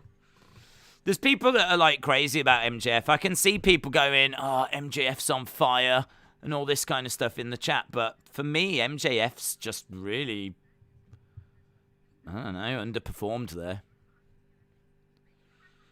He talks with confidence, and he does some good foreshadowing, because I think what he has done there is he's set up the fact that he's going to show, I'm going to show you next week. I'm going to show you how good I am.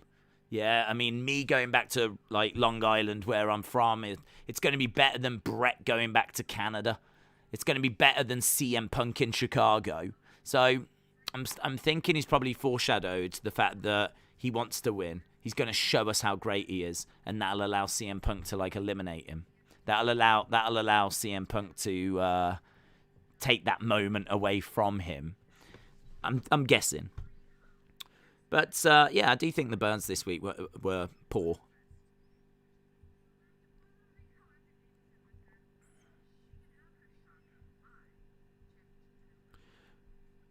Right, we've got Britt Baker backstage. MD.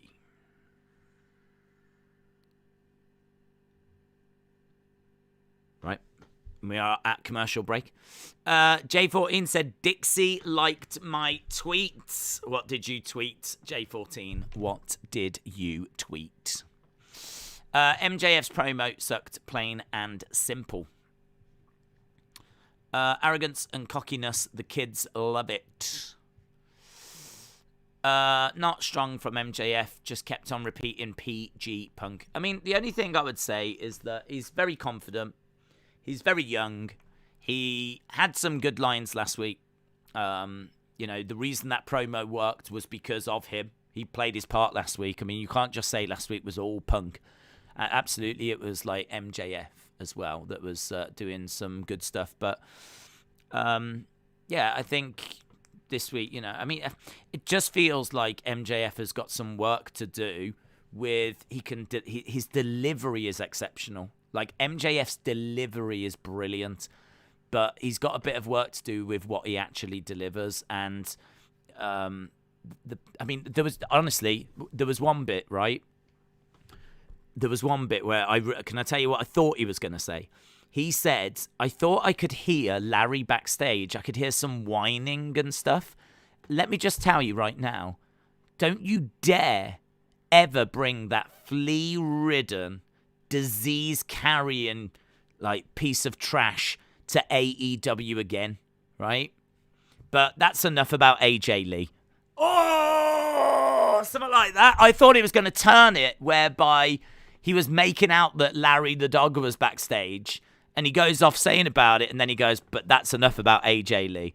I thought that he was going to go there, and he was going to bring AJ Lee into it and call her, like, flea-ridden and diseased and all this kind of stuff, and go off. And, yeah, he didn't. He didn't. I don't know, right? They never mentioned AJ Lee last week. They never mentioned AJ Lee this week. I wonder if Punk has been like, nah, you can't go there. Perhaps that's a line for him, and he will not allow AJ Lee to be brought into this. But that's where my head was at that point. I honestly thought when he was talking about flea-ridden and all this kind of thought, I thought he was going to twist it. I thought I heard Larry backstage, you dog. Let me just tell you right now, don't you dare bring that flea-ridden, disease-carrying piece of trash to AEW. But that's enough about AJ Lee. Vape Ross Vape said, I like the story of the legend with a grey beard trying to keep up with the kids after 7 years off. Plus, you are getting talent over. It's smart, says Vape Ross Vape. Vape Ross Vape, shout out to you. Right, we've got Adam Cole, Bay making his way down.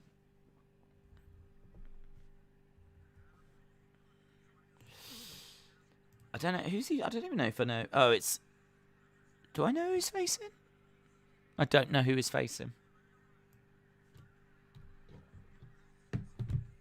MJF after that flipping promo where he's talking about Britt Baker in the bedroom. I just imagine MJF walked backstage and Adam Cole was like, dude.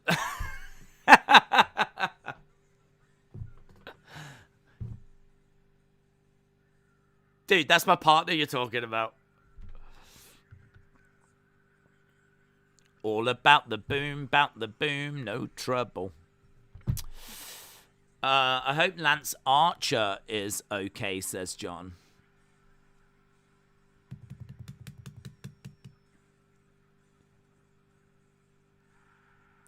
Oh, God, that's a big pop, isn't it? That's a big pop for Adam Cole.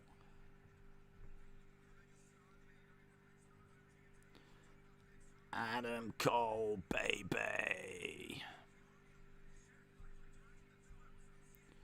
Shack Life 2 episode season premiere. What's going on?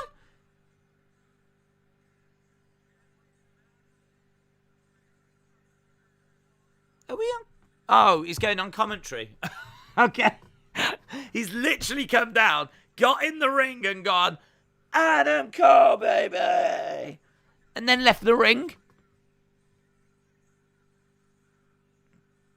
All right, commentary. I think a lot of people went, what? And then went, he's on commentary.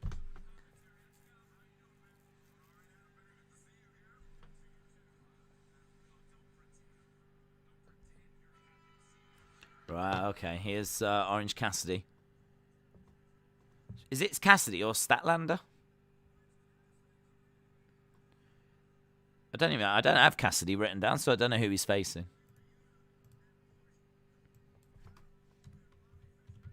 Orange Cassidy. Orange Cassidy looking at Adam Cole, baby. Adam Cole's like, you looking at me? You looking at me? These two getting close to each other.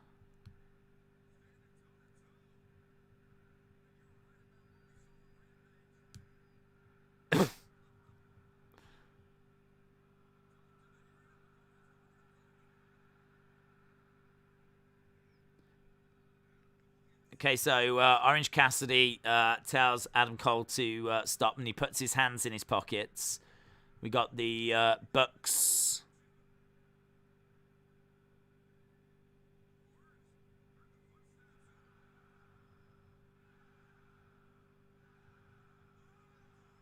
Low blow by Adam Cole.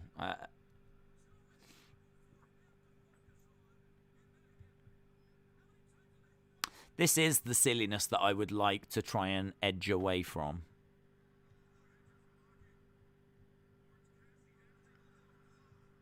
But then Vince McMahon had a 10 million golden egg. Do you know what I mean? It's everywhere, isn't it? You can't escape wackiness in wrestling. You just have to look at this as the Vince McMahon $100 million golden egg segment of AEW.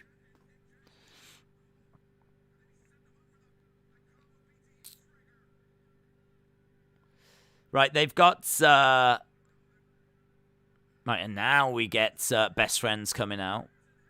So Best Friends come out with some chairs and chase the Bucks away.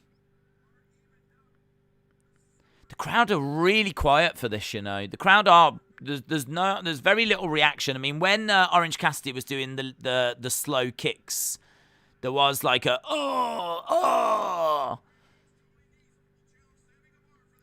But it's not like the crowd are like losing their mind over this feud here.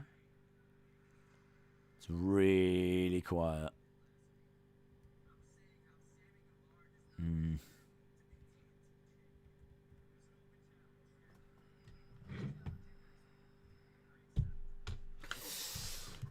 It's OC gimmick. They're making fun of it's hardly cringe. I think the cringe bit is where Orange Cassidy is out there. I mean, I don't mind the bit where he comes out. He's face to face with Adam Cole. He puts his hands into his pockets. And then you've got, like, the Young Bucks, like, sneaking behind. And then they're behind him. And then he just, like, turns around and just starts, I don't know, like, sashaying towards them. And they look shocked. Like, they look shocked. I don't get it. They're there to attack him. And like, he's, like, sashaying to it, and they're just kind of, like, looking shocked. It's just like, and he goes up to them, stops. Everyone's just kind of standing there. And then he starts doing those, like, little low kick things. And it's just like, it's just silly. It's just silly. That's the silliness that I want to get rid of in AEW. I don't mind comedy in AEW at all. I don't mind comedy in wrestling. I just think you can do it better than that. I just think it can be better than that. Right, we've got AC Adams in there. Taking on Wardlow. It's good to see Wardlow in a match. AC Adams versus Wardlow. I'm looking forward to when he turns on MJF, you know. I'm looking forward to when them two splits. It's been teased for a long, long time.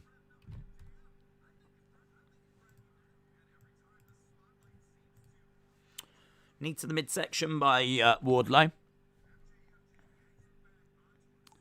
Against the ropes goes AC Adams, and Wardlow ducks his head down. Clothesline by Wardlow. We're about 10 minutes away from halftime scores, and we've got Wardlow picking up AC Adams and a powerbomb. I mean, this should be quite straightforward work for Wardlow here. We've got Shawn Spears on the outside of the ring. Picks up AC Adams, slams him down. Yeah, I mean, this is a squash match. He's going for a second. Yeah. Another powerbomb.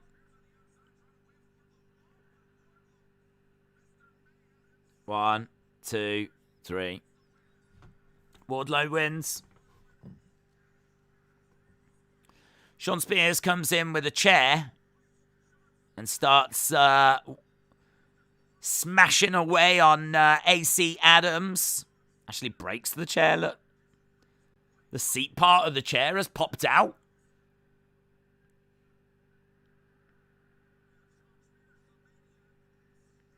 Wardlow victorious. Days, MJF comparing himself to Roddy Piper is blasphemy. He's not good enough to lace Piper's boots. Yeah, I mean, in all fairness, I would imagine he's probably done that for that reaction.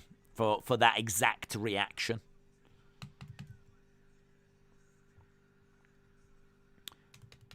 Battle of the two undefeated teams. Gun Club versus Sting and Darby. Next. They're turning Wardlow face. Slowly. Brad said, "Stop it, Wardlow. He's already dead. He's already dead." Spears is doing some good.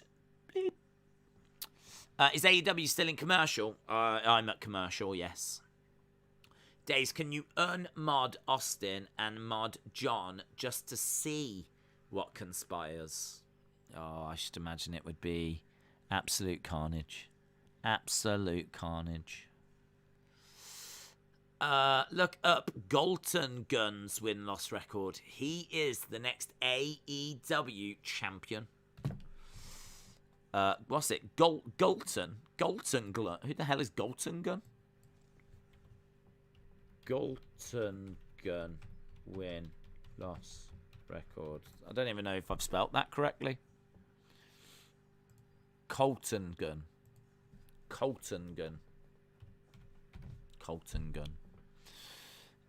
He has got a 94% win record. He is 32-2 in AEW.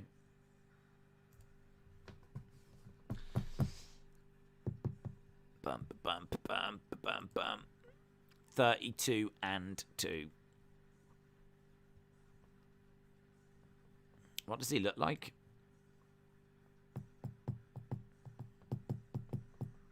Oh, there he is.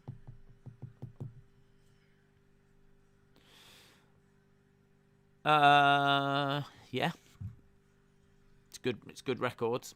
Have to see him, see what he's like once he gets going on the main roster. Like, I suppose they'll keep him in a tag team for a while, won't they? Keep him in a tag team, and then look to break him apart. He's probably a good few years away from like a singles run, I would imagine. Because I would guess the Gun Club are probably going to go for like the tag titles next year. And maybe they'll look to use the Gun Club more, because I don't feel like they've used them that much. I don't feel like I've seen much of the Gun Club. So, that'll be interesting. Why doesn't MJF never put that AEW ring up in matches? Because he's a heel. And he doesn't want to do things that you want. Chadders. He's not here to please you. Because he's better than you, and you know it. Right, we are about to go back. We're backstage with One-Eyed Pac and Penta.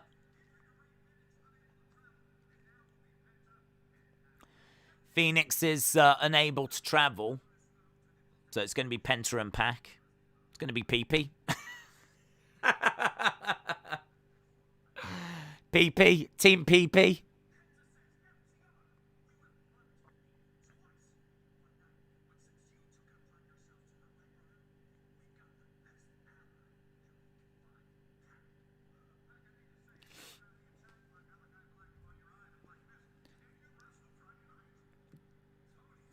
Tony.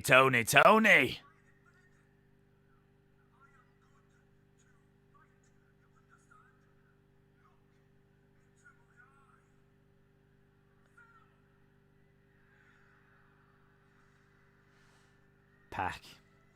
I like Pac. I want them to do more with him. Right, here comes Arn Anderson's favorite tag team.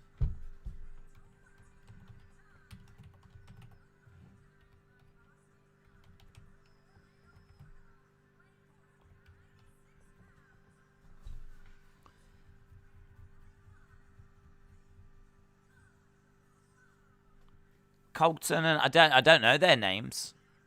Tony.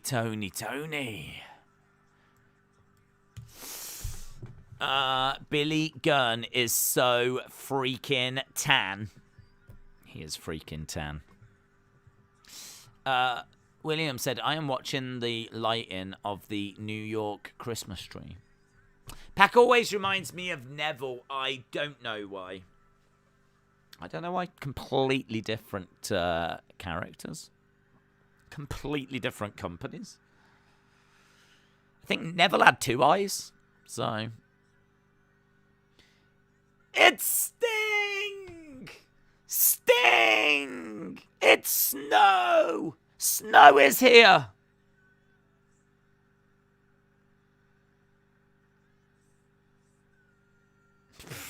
It's Sting!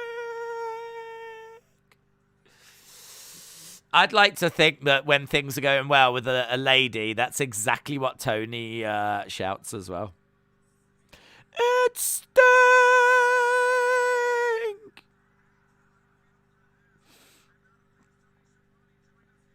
Wow, different face paint for the Stinger.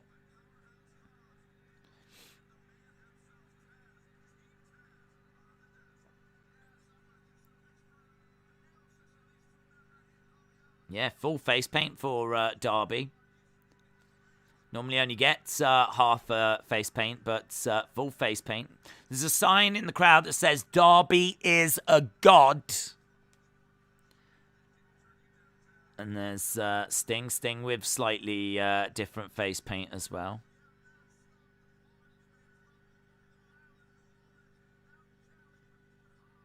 These should be called the Goth Boys. Guys, it's the Gun Club versus the Goth Boys. I'll change it. Goths are us. Goths are us. It's like Toys R Us, but gothier. Ha, Sonny. You got Brendan did. Ha. In case you guys didn't know, it's Sting. It's Sting!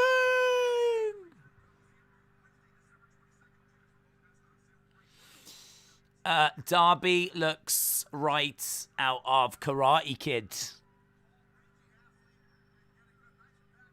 Right, we are 2 minutes away from halftime scores. 2 minutes away. Shoulder tackle by one of the Guns. Shoulder tackle by Pistol Pete. Is going to make a tag to Bazooka Barry.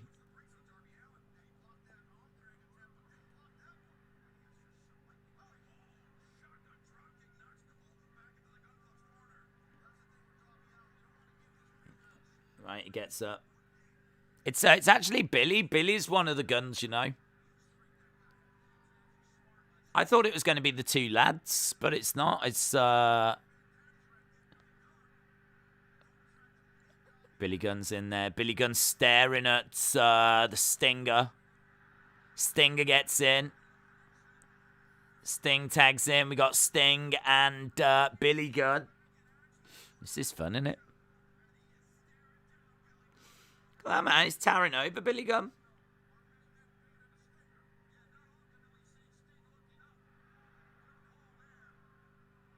Sting with some strikes to Billy Gunn. It is fun. It is that kind of DX WCW thing. Yeah, I mean, like, you do look at that as Billy Gunn, obviously one half of the New Age Outlaws. Part of the DX. He was part of that invasion when they were on the tank trying to break into WCW. And then obviously you've got arguably the face of WCW in the ring, and it's like, it is fun.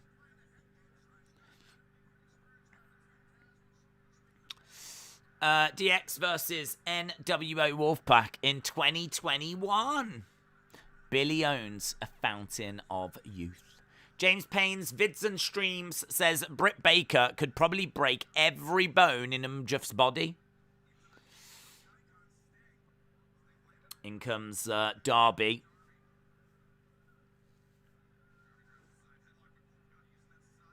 Good side headlock. I mean, how great just to see Sting in there doing a few things, you know. Jumps back, gets caught by Billy, and lovely side slam there. He is jacked, isn't he, Billy Gunn? He is absolutely jacked. Billy Gunn is 58. I need some of his vitamins. Yes. Yeah, some of them vitamins that you have to get prescriptions for. Some of them vitamins.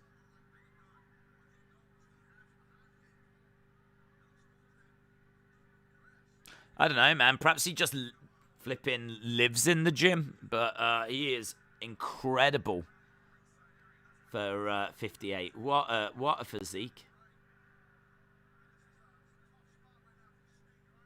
He's got a better body than his kids. His kids should be embarrassed. We got Taz, we got Powerhouse Hobbs, got Hook, all round by commentary. Days, read John Doria's comment. John said, when MJF said Punk wished he was in Brit's pants, I was just thinking about, I wish the same thing was happening with me. You wanted me to read that, Sonny?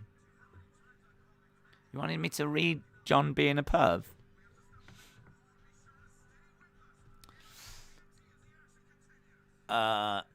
Come on, Sting and Darby. Slam by Billy.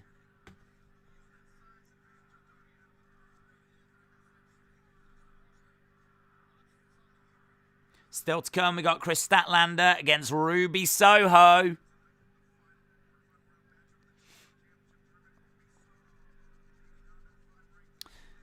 Colton Gunn is the best wrestler in the world, says Minty Ice.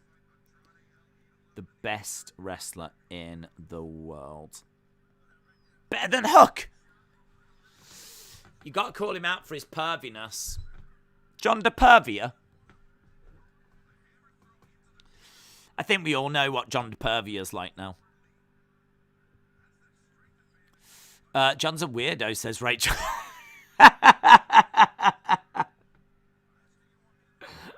Welcome, Rachel. I don't know how long Rachel's been around or with us, but I love the fact that this feels like, you know, one of her first comments as a member is John's a weirdo, which I really rate that.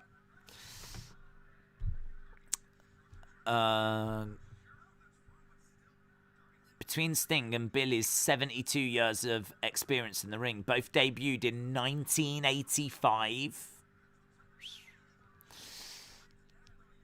Right, we've got Colton in there with Darby. Darby going back to the corner. Perv D'Oria.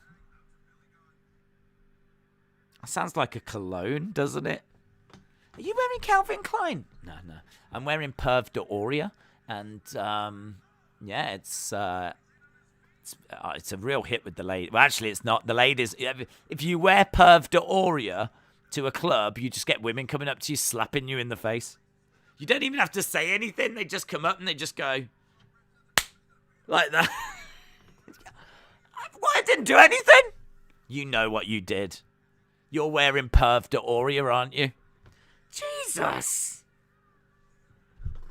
Well, I won't again. Hello. Ah! Why does this keep happening? You know what you've done. You're wearing Perv D'Oria. God. Oh, my God. All right, I'll go home.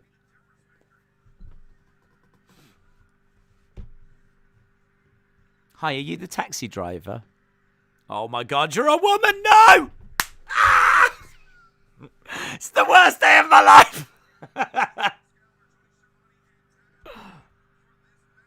I'll walk.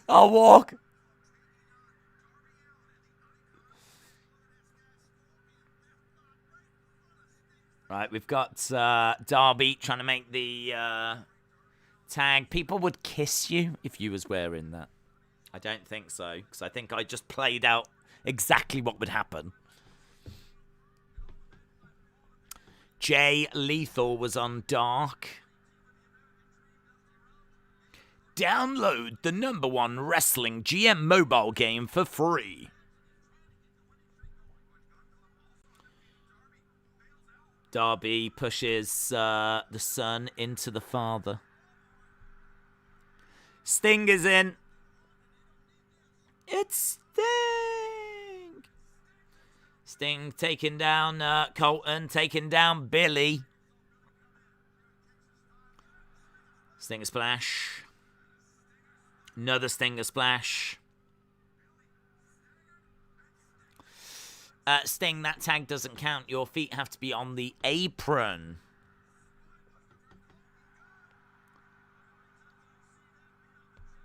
Yeah.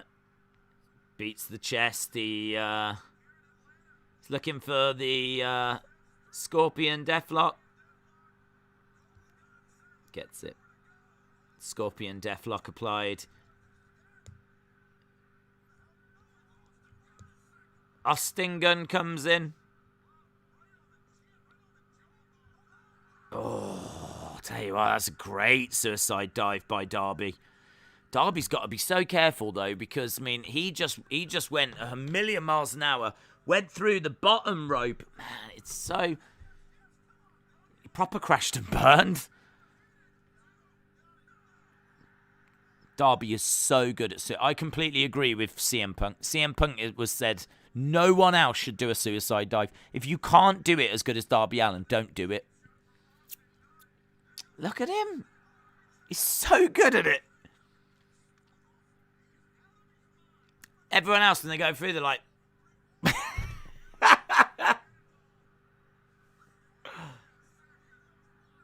Darby? Just chucking himself around. Everyone else, when they go through... Takes about half an hour as they're in the air. Gently fall down.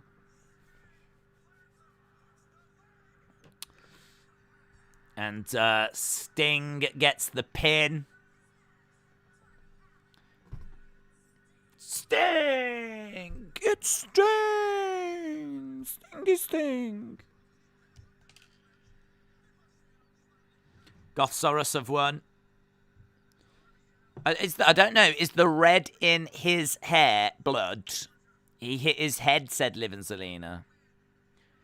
Yeah, I mean, that could be blood, couldn't it? I can't remember him having that as like... Darby's the kind of person that would have his hair dyed red there. Do you know what I mean? Like, if he'd have dyed that when he came out, I wouldn't have been surprised, but it probably is blood.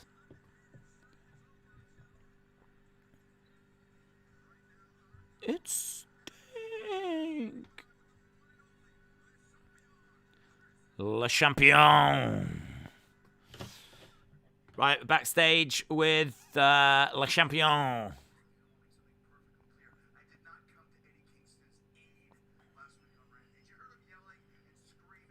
I didn't come to Eddie Kingston's aid.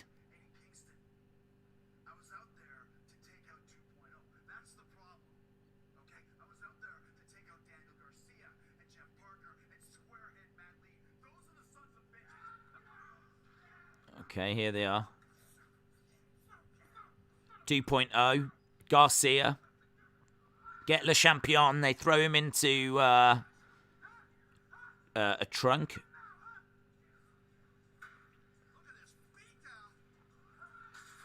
Into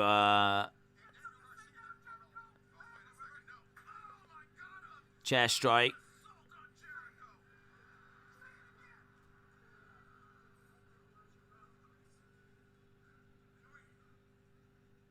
Okay. He proper blocked that chair shot though, didn't he? Jericho is taking a nap. Jericho is deaded. Where is Pinnacle? Do you mean in a circle? Does this mean we don't have to hear Jericho's song? Oh my god, please. Please. I hope so. I hope they've hit him so hard with that chair that it changes his entrance music. Darby has got a concussion. Oh, yeah. Halftime scores plus 11 minutes.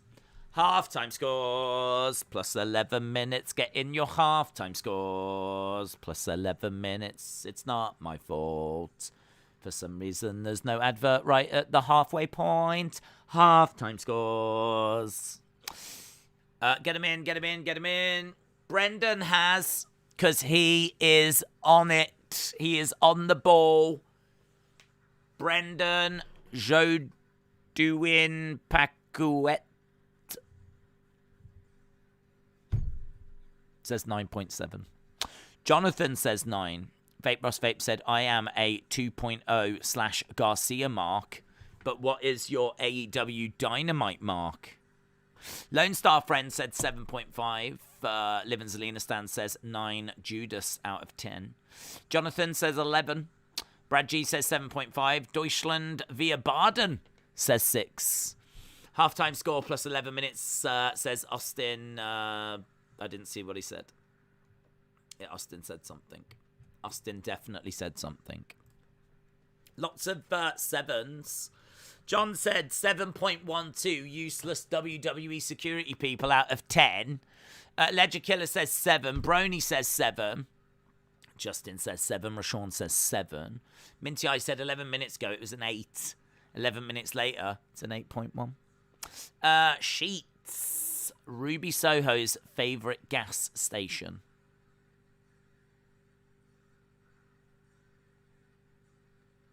Is that the name of a gas station? Sheets. I don't know. We don't have that here. Sheets. Holy sheets. Do you need gas? Holy sheets. I've run out of gas. Get on down to Sheets. Sheets, we don't just deliver gas. We deliver excellent customer service. Austin says 7. Bob the Ogre says 8. But not a WWE 8. 6 says Cerny. 7 says Austin. 725 says Jay. 675 says Taboy. Ledge Killer says 7. Boomers TV says 5.5. Holy sheets. It's an American thing. Matt Davis says 7. Are you enjoying the show? Yeah. I don't think it's anywhere like last week's level. But it is still a solid effort from AEW. I am not bored. I am not disappointed. So, yeah. But I think it was asking a lot to reach the dizzy heights of last week.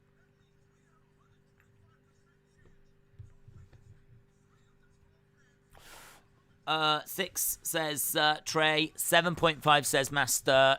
Chief 502's GTA 5 clips. Rachel says 8. I just ordered an AEW top. Happy face. Robert says 7. Brian says 7. What would you think the best WWE AEW singles match would be?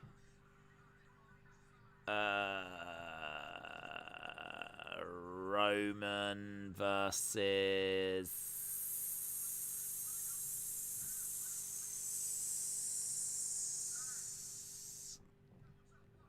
Kenny.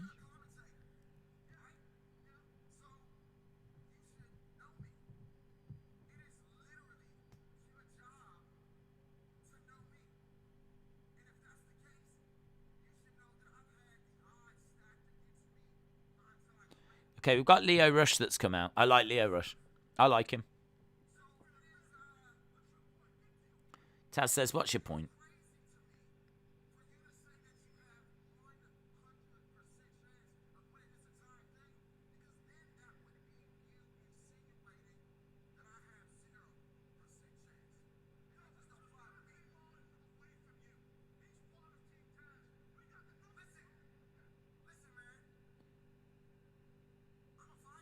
I'm a fighter.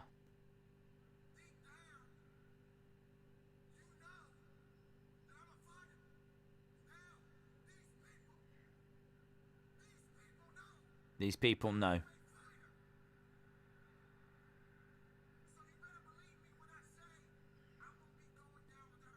I won't go down without a fight.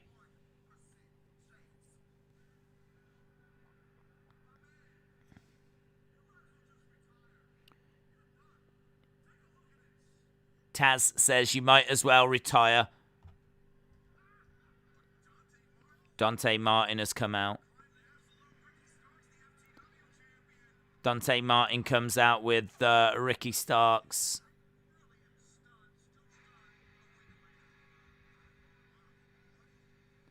So Dante Martin is part of Team Taz. Do you reckon it'll be revealed that he's not really and he breaks it all apart from the inside? Do you reckon it's a plan by Leo and Dante?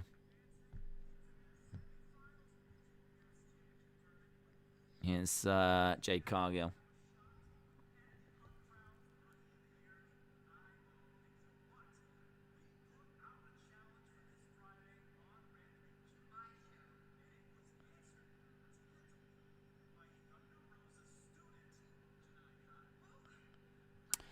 I want Leo's gimmick to be he tries and recruits people, but other teams take that person that he recruits away.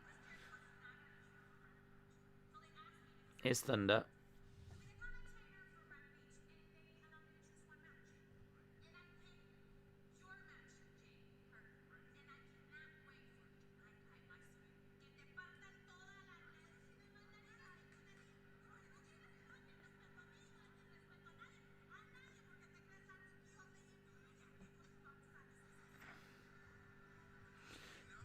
Right, we are...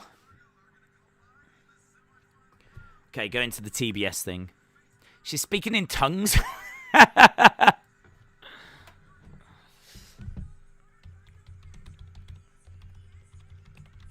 Chris, bop me. There's a sign in the crowd that says bop me.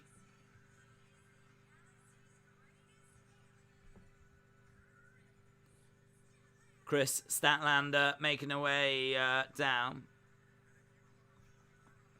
against Ruby Soho. I love that woman. The galaxy's greatest alien.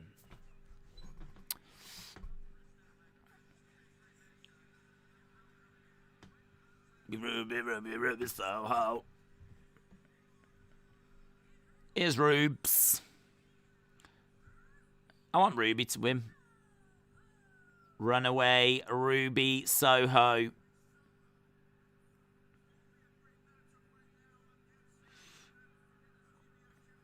I wonder if they looked at like Rhea Ripley and they went, well, we've got a Rhea Ripley. We don't need a Ruby Soho. They're very similar.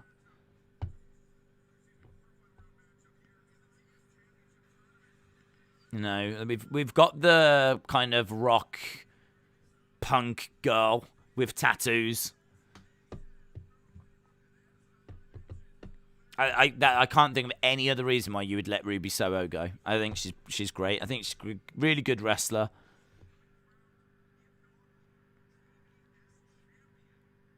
And she's got a really interesting look as well.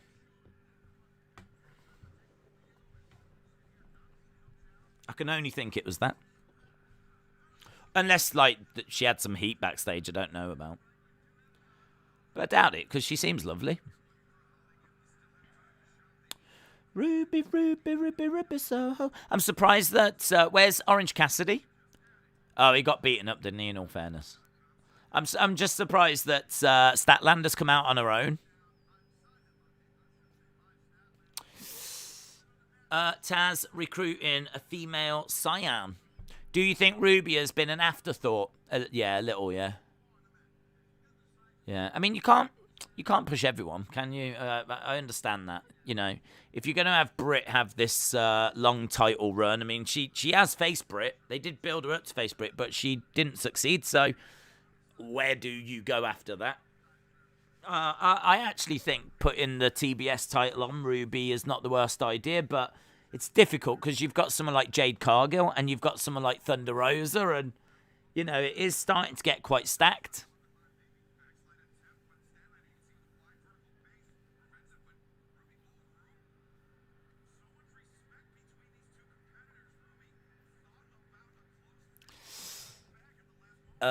Ruby looks like one of the street kids from the Batman movies in the 90s.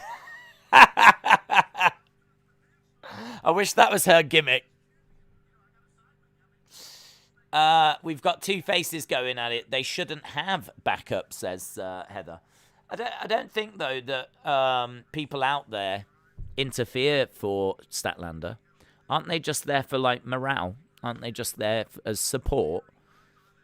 Like, having someone out there just applauding as she's doing something good.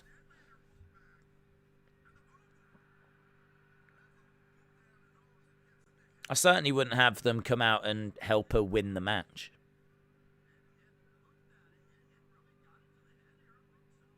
I've always had those kind of relationship vibes with her and Orange.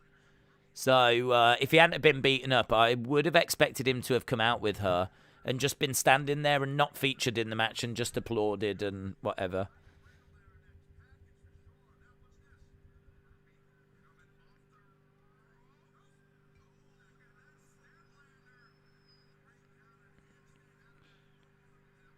Got Ruby grabbing the arm. Nice arm drag takedown against the ropes. Statlander in the corner. Ruby charging over. Statlander moves out the way.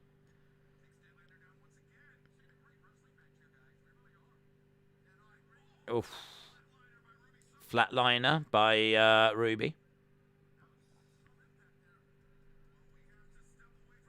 38 minutes to go. 38 minutes to go.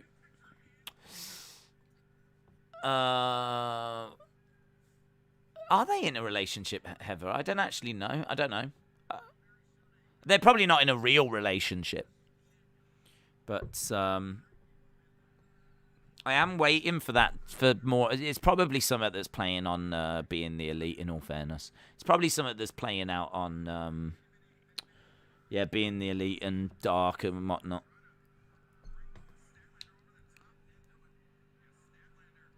I remember one bit where there was a chair. Was it a chair? And Orange Cassidy showed her how to use it. I remember that. Those kind of little vignette things were kind of fun.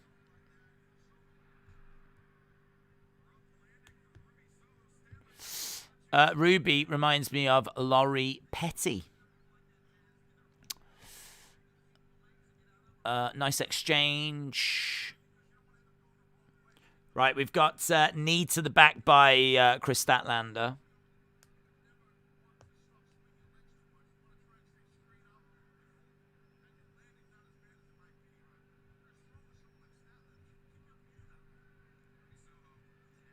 Ruby, Soho. I think it's going to be a bit slow for the next few minutes because I think you guys are at commercial break. So normally when that happens, they tend to go into a bit of a rest hold. So that's sort of what we're seeing at the moment. At the moment, Soho has got Statlander's arms pulled back. She's stretching her back like this. Is Orange in a couple with Statlander? I don't think they're in a real couple. But I think there's definitely been a few little moments that have teased their characters are friendly. How friendly, I don't know. I don't know if Orange Cassidy has ever slapped on a bit of perv to Aurea, but yeah, if you watch Being the Elite, you'd probably know. It's probably on there, as we said. 35 minutes left to go. Very nice, very evil, says Mr. Jack Allin. I know Orange has faced Statlander a few times in the Indies. Well, there we go. I think that says it all.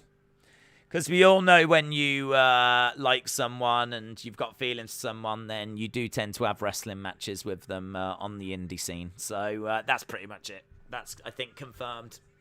They're basically married.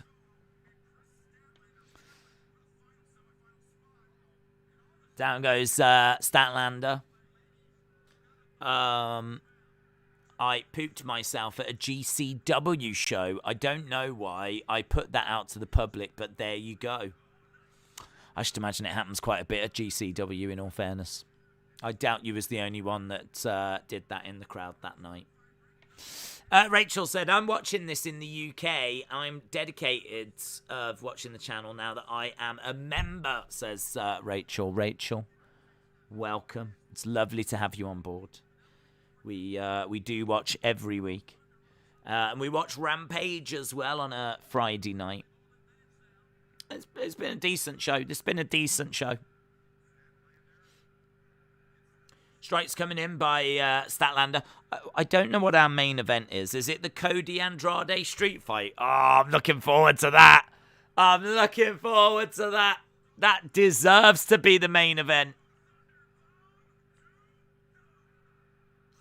Ladies and gentlemen, the greatest wrestler in the world today, your hero and mine, Cody Rhodes.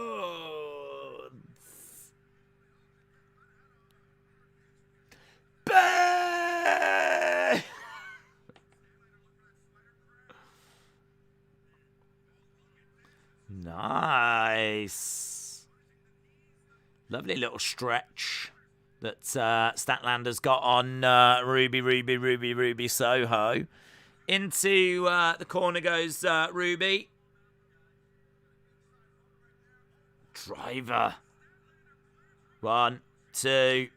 Kick out. Kick out. Cody will turn heel tonight. And Glock Anderson. Yes, Glock Anderson, of course. 2.99. Tommy said, one of the things I love about Dynamite is the show feels like they go by so fast. That is true. I mean, it definitely doesn't feel... I don't feel like I've been watching for an hour and a half. That definitely is true. So, only half an hour to go, yeah. Statlander going over to the corner, charging in. Back elbow by Ruby. Headbutt. Kick. Days, Ruby Soho has been doing it for me. Hasn't been... Okay, I really read that wrong. Days, I need you to know Ruby Soho has really been doing it for me.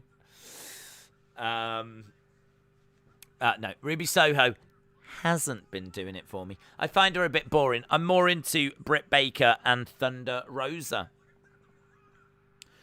I think that's fine. I mean, I don't know that we've seen loads of Ruby Soho. So, I don't know if she's quite found her feet in AEW yet, to be truthful. But that's why the fact we don't see that much of her is a shame, because I think she does need... I mean, like, look at CM Punk.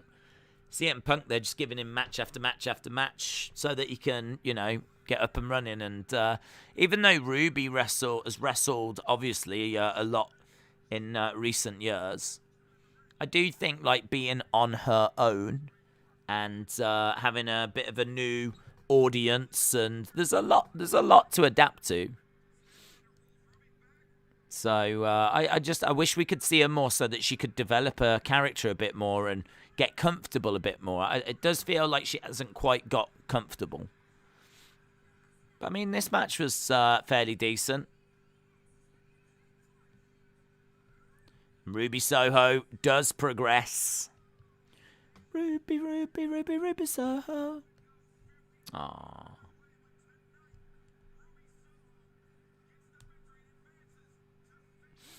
KRIS Statlander.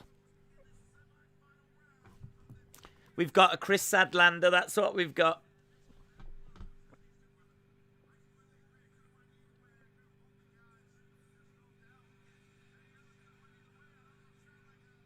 Ruby sticks her hand out. KRIS Statlander. The two embrace.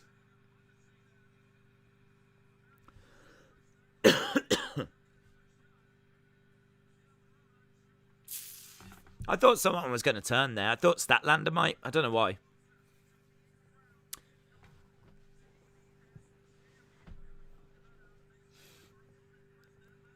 Statlander.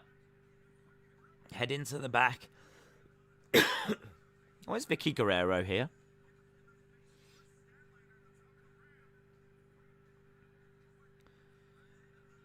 Oh, here's Nyla Rose attacking Ruby in the ring. Statlander running down and chasing Nyla out the ring. Vicky Guerrero was distracting Statlander. So is that what we're building towards? Soho against Nyla? Is it? Yeah, let's have a look at the updated bracket. It is, yeah. Thunder Rosa versus Jade Cargill. Nyla Rose, Ruby Soho. I'm guessing the final will be Jade Cargill, Ruby Soho. That's my guess. Jade Cargill, Ruby Soho is the final. Who wins? Pac and Penta taking on FTR on Friday. Sammy Guevara takes on Tony Nese on Friday. And Jade Cargill is in action.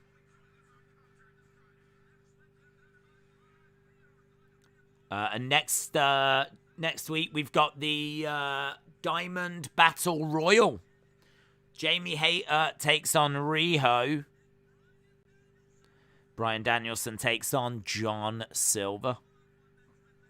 That'll be great. That'll be a great match.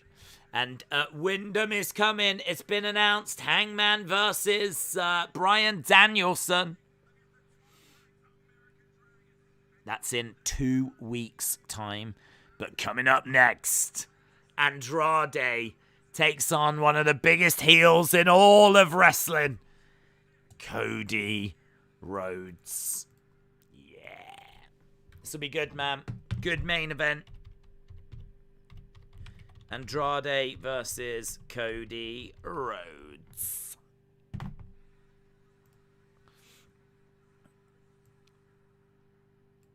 Will you play 2K22 and the AEW game when they come out?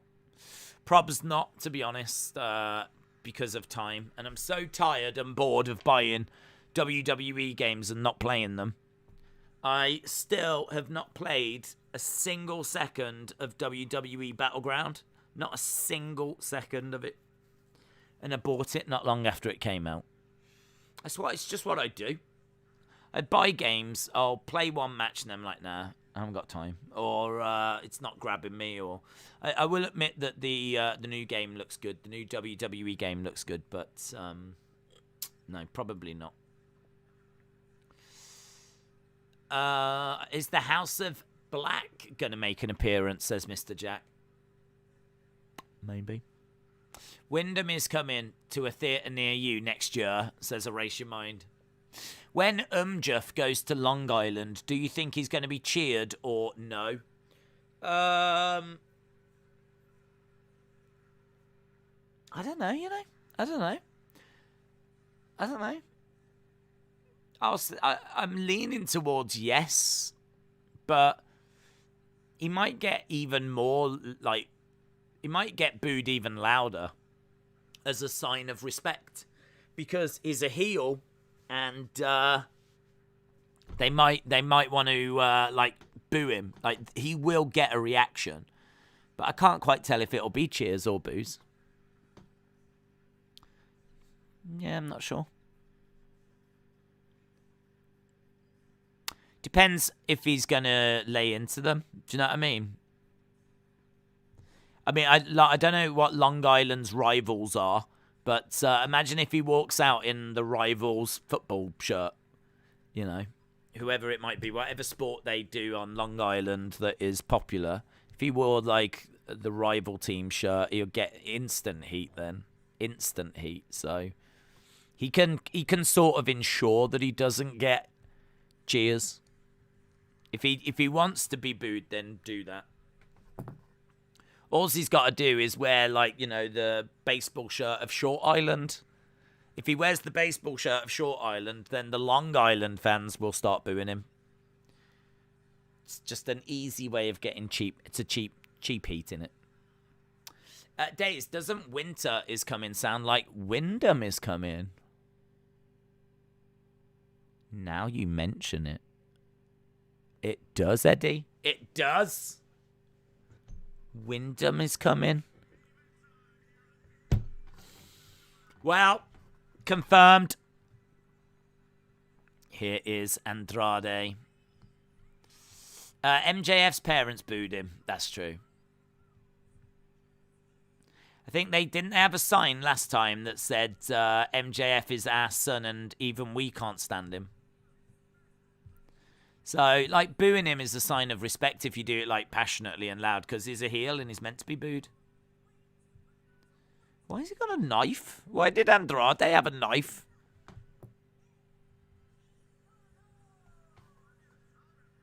Andrade. Is he still with Charlotte Flair?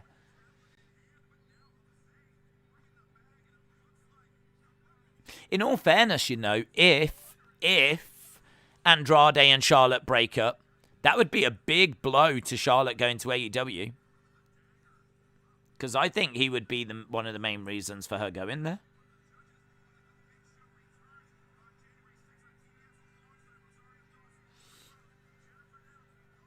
Right, the Go Big Show is returning soon. And we're seeing some dude. No, they broke up. Well, he stopped following her, didn't he? But I didn't hear any more than that.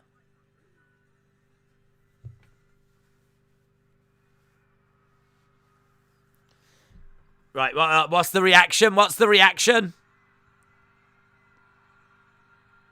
Boo! Come on. Don't let us down. Don't you let us down, you stupid crowd. I want overwhelming boos. Oh my God, it's such an epic entrance, isn't it? Ha! He! Ha!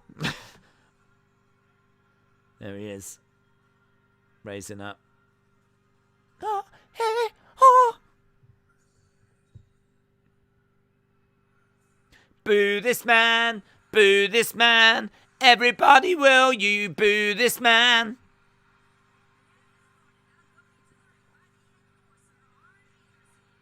Is on, yay! Glock, glock, glock, glock, glock, glock, glock, glock, glock, glock. Guns out for the boys! Woo!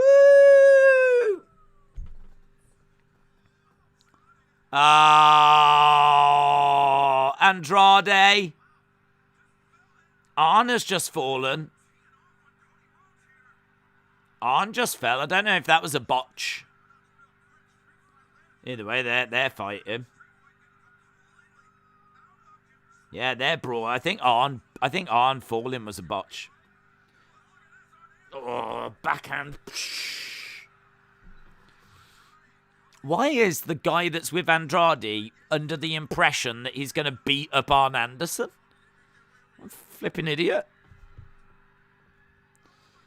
Right, they had him attack Cody, so the crowd didn't get a chance to boo.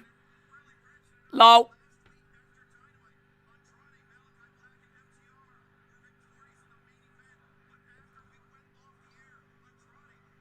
Are they chanting Cody? Oh, what is this?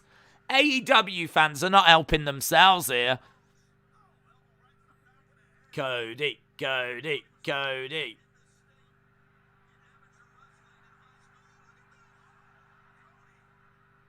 Awful, awful crowd. Awful crowd. Hopefully, they're just lulling him into a false sense of security. So he's going to take the belt off and he'll be like, here you go, guys. And then they go, oh, thanks, Cody. We don't want it, boo! You suck! You suck! You suck! And then, like, I want to see his face. I want to see his face. I want to see his heart break. I want to see the moment where he realizes that they don't love him. I want to see that moment where he's like, ugh. That's what I look for in wrestling. That's what I look for. Cody's back is covered with booze.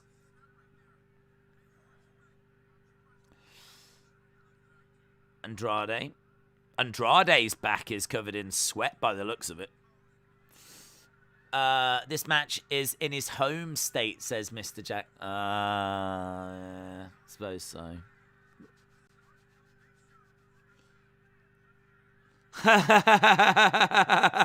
There's a brilliant sign. If you dive on me, then I can call Stephen P. New. Stephen P. New, Stephen P. New, Stephen P. New, Stephen P. New. Call Stephen P. New, Stephen P. New, Stephen P. New, Stephen P. New.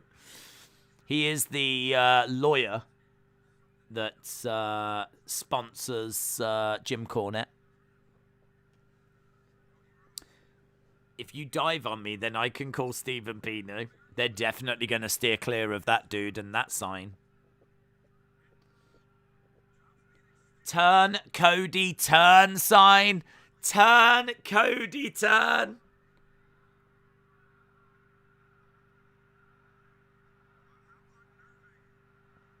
Cody, Cody, Cody.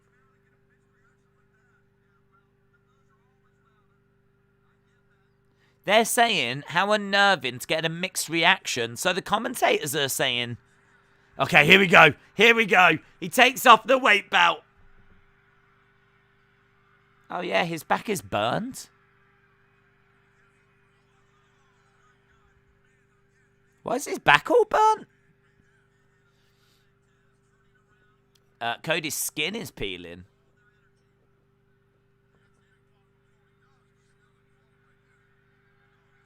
If I was Andrade, I'd be like,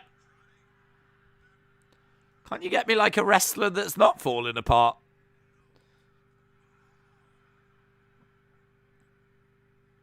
Oh, he gets thrown in the crowd. Andrade, throw it back! Throw it back! Throw it back! Throw it back! Look, there's going to be pressure on throwing it back. Look, there's people going, chuck it back! Chuck it back! Throw it back! Everyone in the world wants it thrown back right now. Oh, some loser's keeping it. Steal it off him! Steal it! Steal it off him!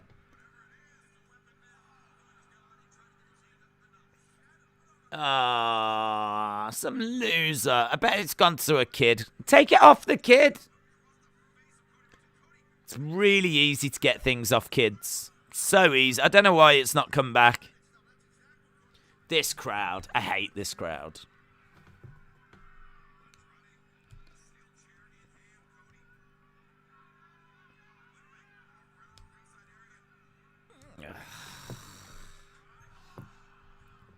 Andrade broke a laptop. Andrade hit him with a drink. It's ice. It's a knife fight. The crowd better throw it back. That was hilarious. No, they didn't.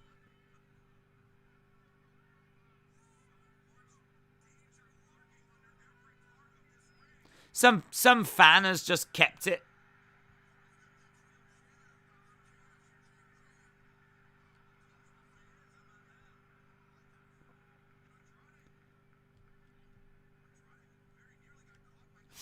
I started an FU Cody chant at Full Gear. I was very pleased with myself. Like taking a Cody belt from a baby.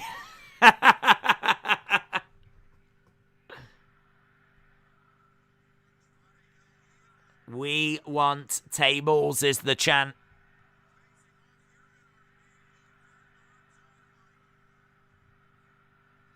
Andrade's like, no. You can't have them.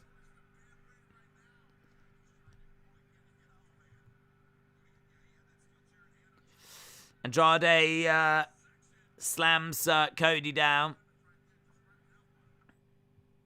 Puts the chair on top of him. Oh. Picture's gone. Is the picture gone for you guys? I've got no picture. Fight TV has gone full on BT Sport. Hang on, let's refresh it. I've lost signal. I've lost signal as well.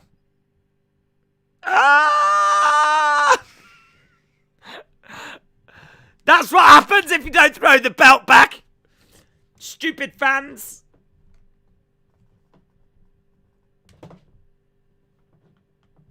No, that's what I've got. Look, just colours. Just colours. What are we meant to do with colours? What is this? You've got no picture. Oh my God. What is going on? BT Sport and Fight TV are working together. BT Sport and Fight TV are in cahoots. Look, people are like, what's happened? Something's broke. Damn you, Cody. Look at the chat right now. Nick Khan is mad. Oh, hang on, there's bad language. Work experience, kids working tonight. God damn it, Cody. Technical fault. WTF. Arn Anderson pulled his gun on the production. Well, this is fun. Oh my God, it's Bray Wyatt. What the hell is happening right now? What the... this is Outlaw. What has gone wrong? WTF. WWE has hacked AEW. Please ignore the bad language. Mine isn't back yet. Who did this? Who did this? Why can't I watch? LOL. Refund. What the hell? Cody has pulled his peen out. I doubt that's true. Although it is his home state and they'd probably cheer. So there we go. It is all kicking off. Vince is here. I don't believe this. How has this happened again? It's still there. I've just refreshed it. What is going on? This is insane. This is insane. How did this happen yesterday? Why do the gods, why do the wrestling gods not want me to watch the end of the shows?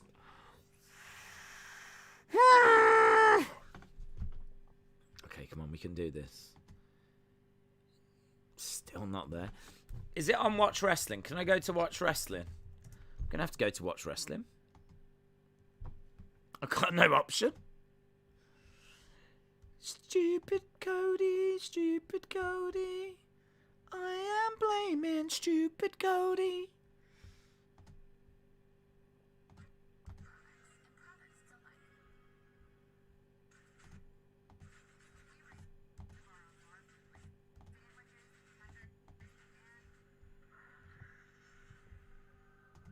I have no idea if this is working.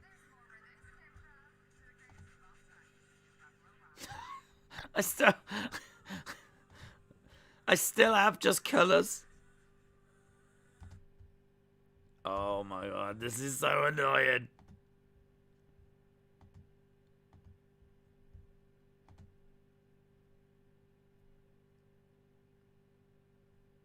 Right, I've got picture-in-picture. I'm watching an American feed now. So, this is what picture-in-picture looks like.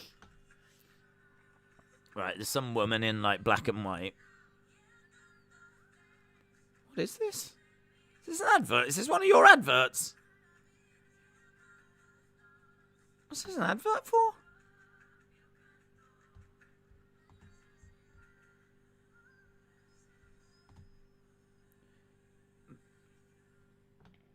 I don't even know what that was an advert for. It's just a load of women singing, and then it was some bottle of liquor. It was probably Perf de Aurea. Perf de Aurea was just being advertised. Little bit of Perf de Aurea there. Right.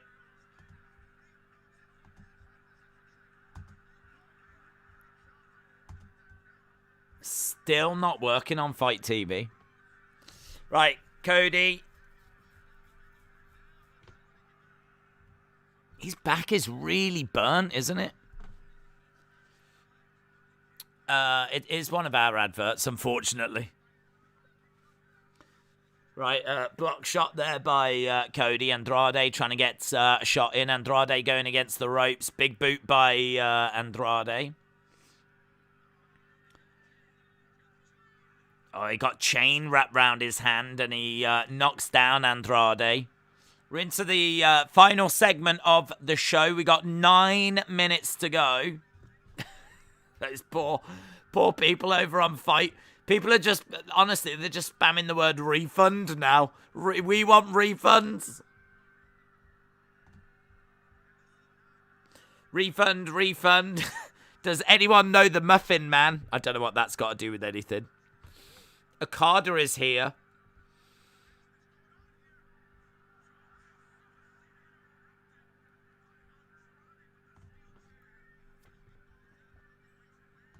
On the outside, Andrade into the steel steps. He takes off his shirt. Brandy should have put some lotion on Cody's back. I don't know what he's done.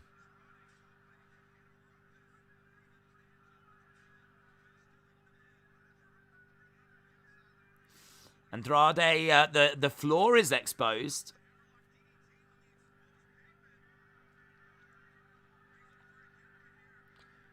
He is looking for the hammerlock DDT, but Cody reverses. Backdrop onto the exposed floor. There's blood coming down the face. How's he done that? There's blood coming down the face of Cody.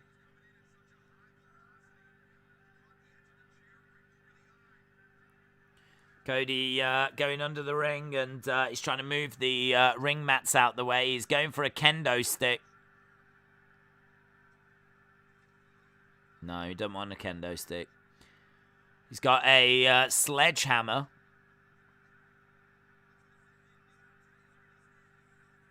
Throws that away.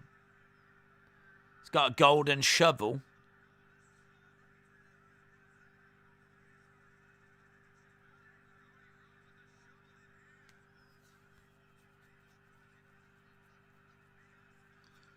Who's coming down? Wow, I don't know who that was, but he just got absolutely walloped.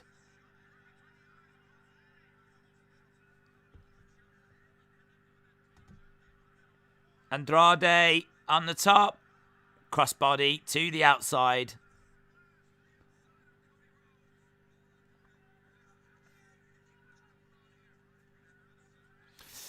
Jose got whacked. It's back. It is back. It's at a different place to me, actually. Oh, it might be a little bit ahead.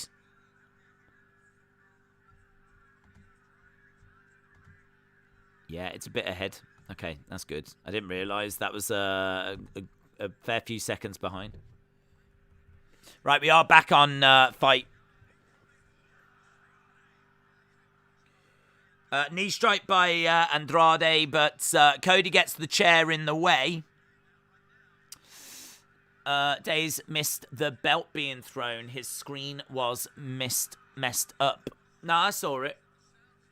Unless it came back again, I don't know. Fight TV must have seen my tweet. They're back. Must have been that. Life After Hours, it must have been your tweet that did it, mate. I reckon the guy was asleep at Fight TV. Your tweet came through. Boop, boop, boop, like that, and he was like, And he was like, oh my God. And he pressed the button. Fight TV is back, baby, and Arn Anderson blew up the satellite when he fell. That's what he fell on. He fell on Fight TV. It's just a little office that they've got. It's actually run by mice, and they've just like got a little box by the corner of the stage, and Arn Anderson fell on it. There's a table being brought into the ring. Some dude on Fight TV says, I want £59 for the upset that has been caused. £59. I love how specific that is. I think AEW is like $4.99 a month. He wants £59. Cody gets thrown into the corner. Table breaks. If you watch Impact on YouTube, you get used to technical issues.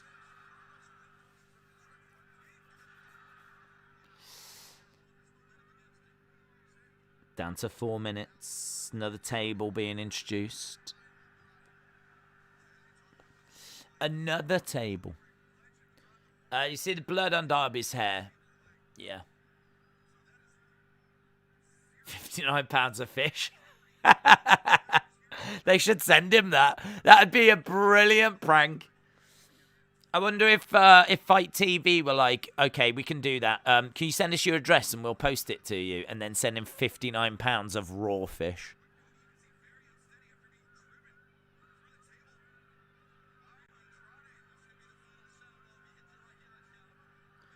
Andrade is going up top for £59. That guy should call Stephen P. New. Stephen P. New. Stephen P. New. Here we go. Cody is his table set up in the ring. If he's going to go for a superplex off there, he's going to have to put himself through the table because the table's not that far away.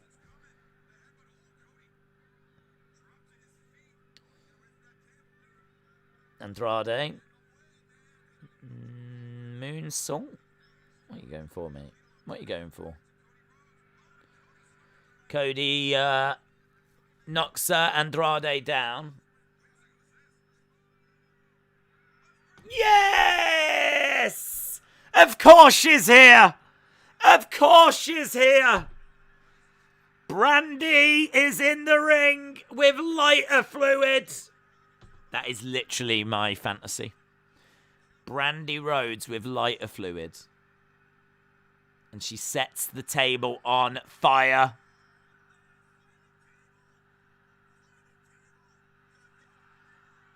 I mean, Cody's just put himself through it. It's Cody that gets the worst of... I don't understand. Cody is actually on fire. Look, Cody's arm is on fire. I don't get it. Cody, I mean, Brandy Rhodes is so happy. But Brandy might as well have just got in the ring and set her own husband on fire. No, there's a technician that's had to jump in. Look at Brandy outside the ring. Brandy's like... Yeah. Inside, is she not thinking... Did I just make a mistake? I feel like I might have just burnt my husband. Look, she's trying to show...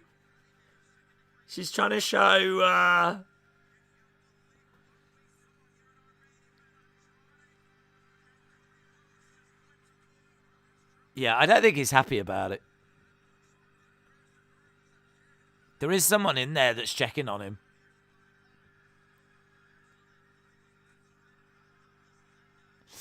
Life Off Dad said the show was stacked. I love it.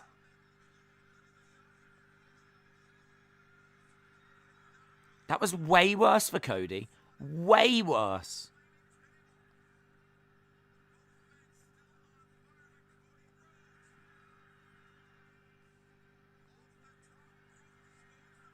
He actually suplexed Andrade over the table. He goes into the table, and there's a bit where he is lying on fire. Maybe that's why his back's all burnt, because he practiced it.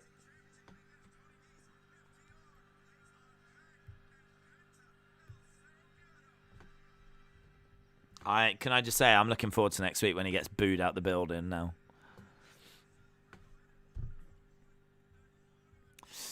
I'm happy Glock Anderson is on Dynamite.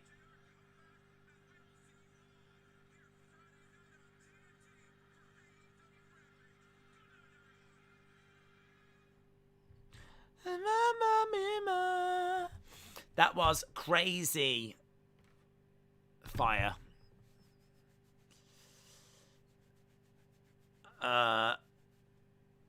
He got that gel on his back. Cody took that bump. Yeah, it was weird. That was weird. I mean, it was a nice visual.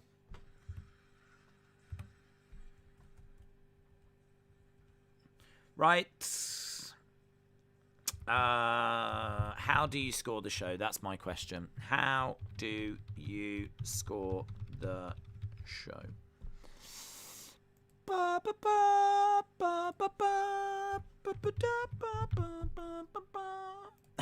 I am burnt. I am burnt. Oh my God, I'm on fire. And it's all my wife's fault.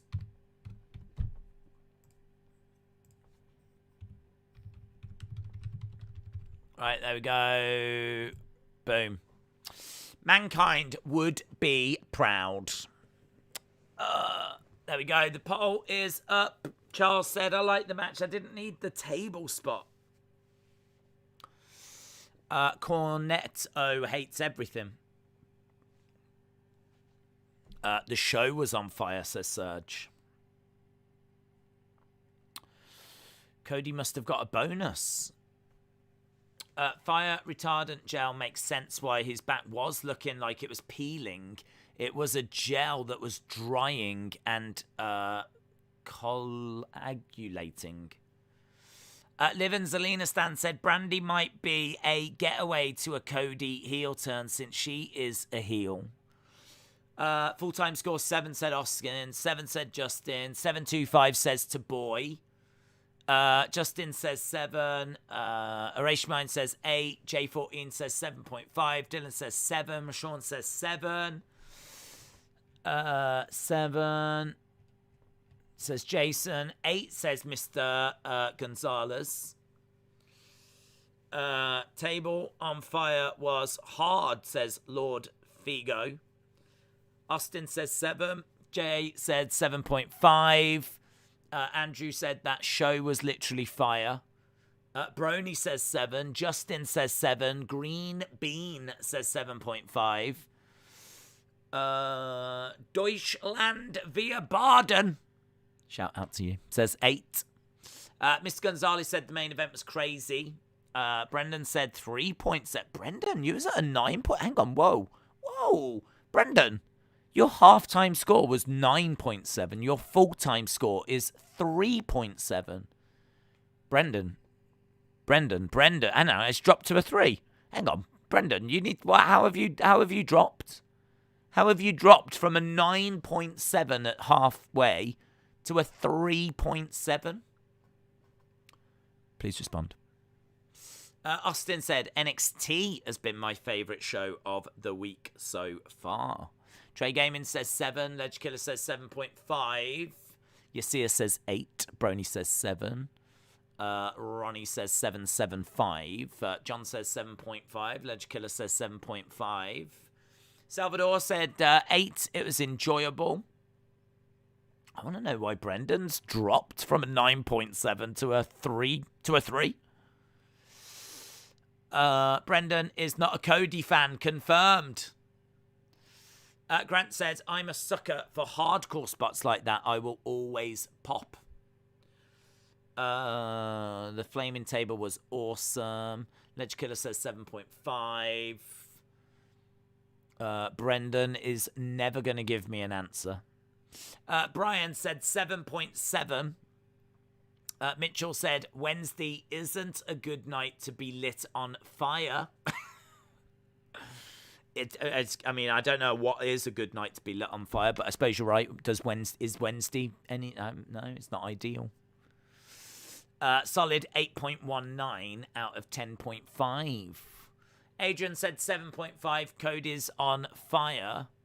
8, really good show. Loved the flaming table spot because we don't get it that often.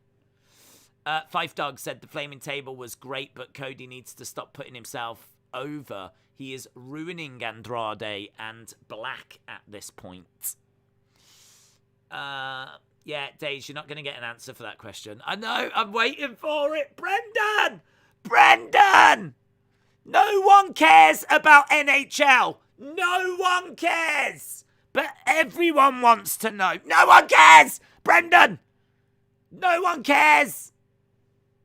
But now you've gone to a 9.87. What's going on? Oh, my God. If you got like a tombola and you just spin it round and you just go 9.7. And then when it comes to the full-time scores, you go 3.7. And now you've gone again and you've gone 9.8. What's going on? Brendan! Brian said 15 months. Woo! Shout out to you, Brian. That's a long time, dude. That's longer than me. I think you've been on this channel longer than I have. Shout out to you. We've had 177 votes. I swear to God, I'm getting an answer out of Brendan. My mom went crazy for that table. She's a hardcore fan. I love it when your mom goes crazy. Flaming table first for AEW. Brendan Botts. Brendan Botts. Where is the Brendan Botts? Brendan, oh, dude! That's the question. And instead we've got two angry face responses. Brendan is angry. Brendan is angry. Destroy, destroy, exterminate, exterminate.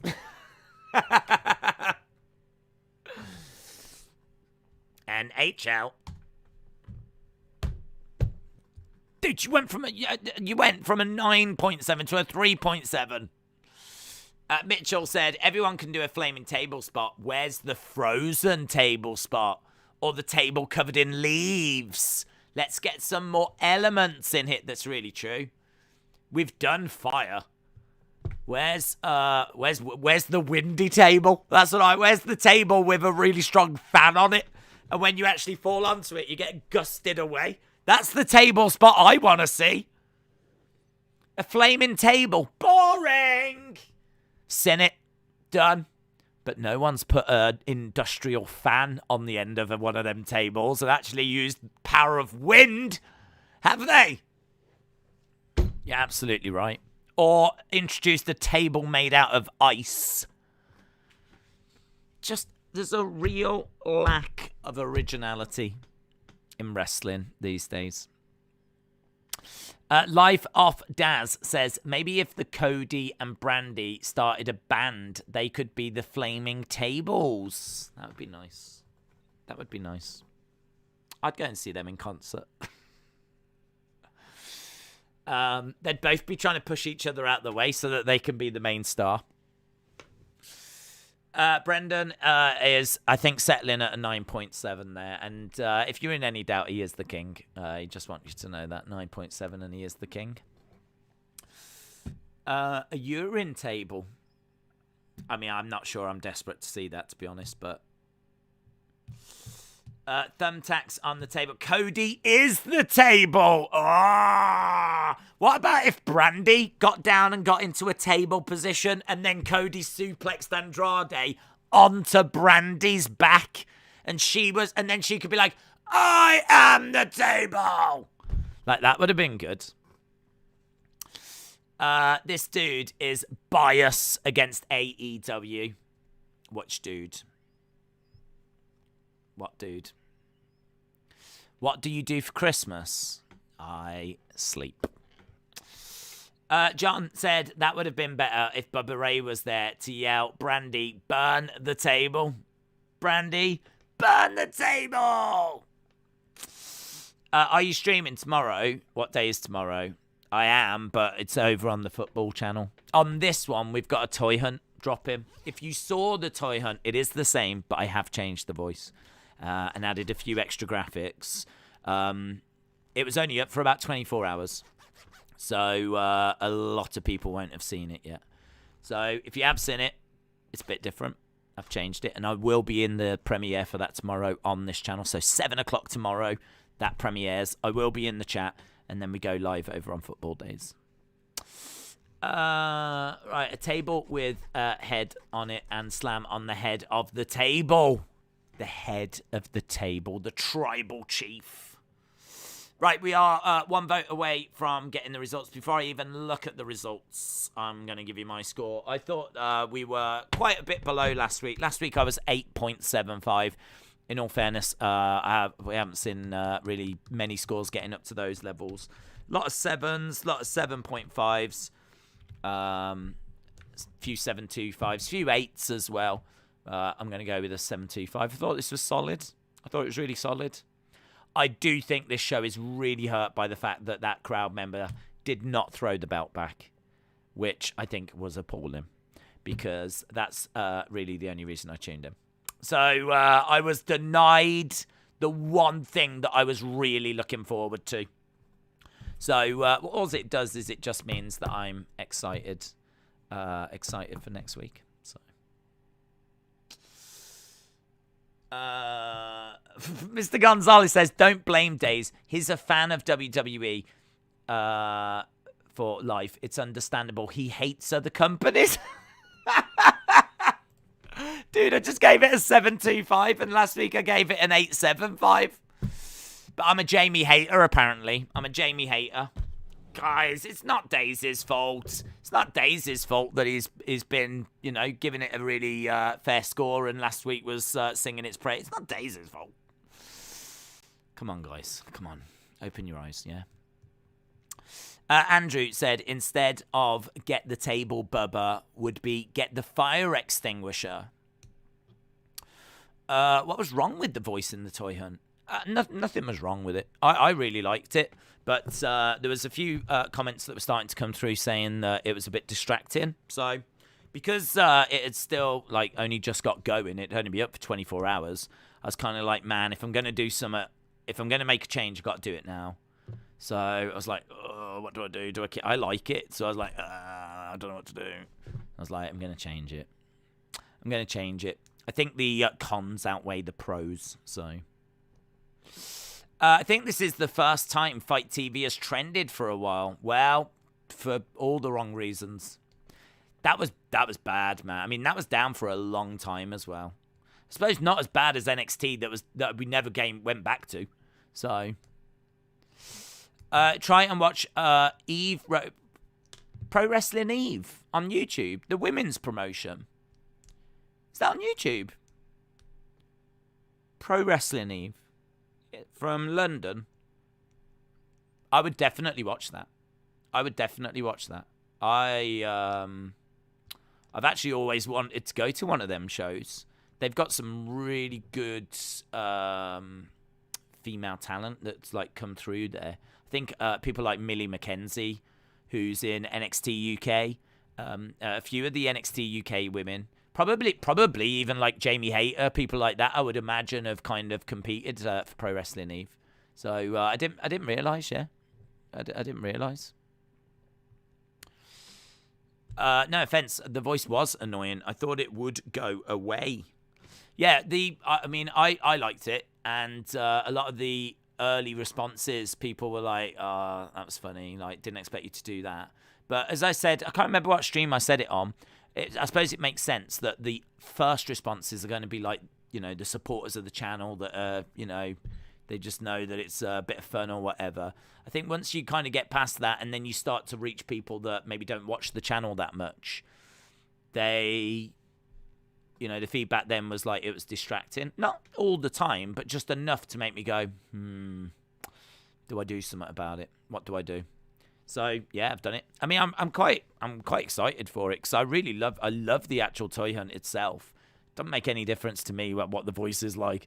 So I've changed it back, and it premieres tomorrow. So I'm really looking forward to it just getting back out there, to be honest, because I have been asked by a fair few people as to where's it gone, where is it?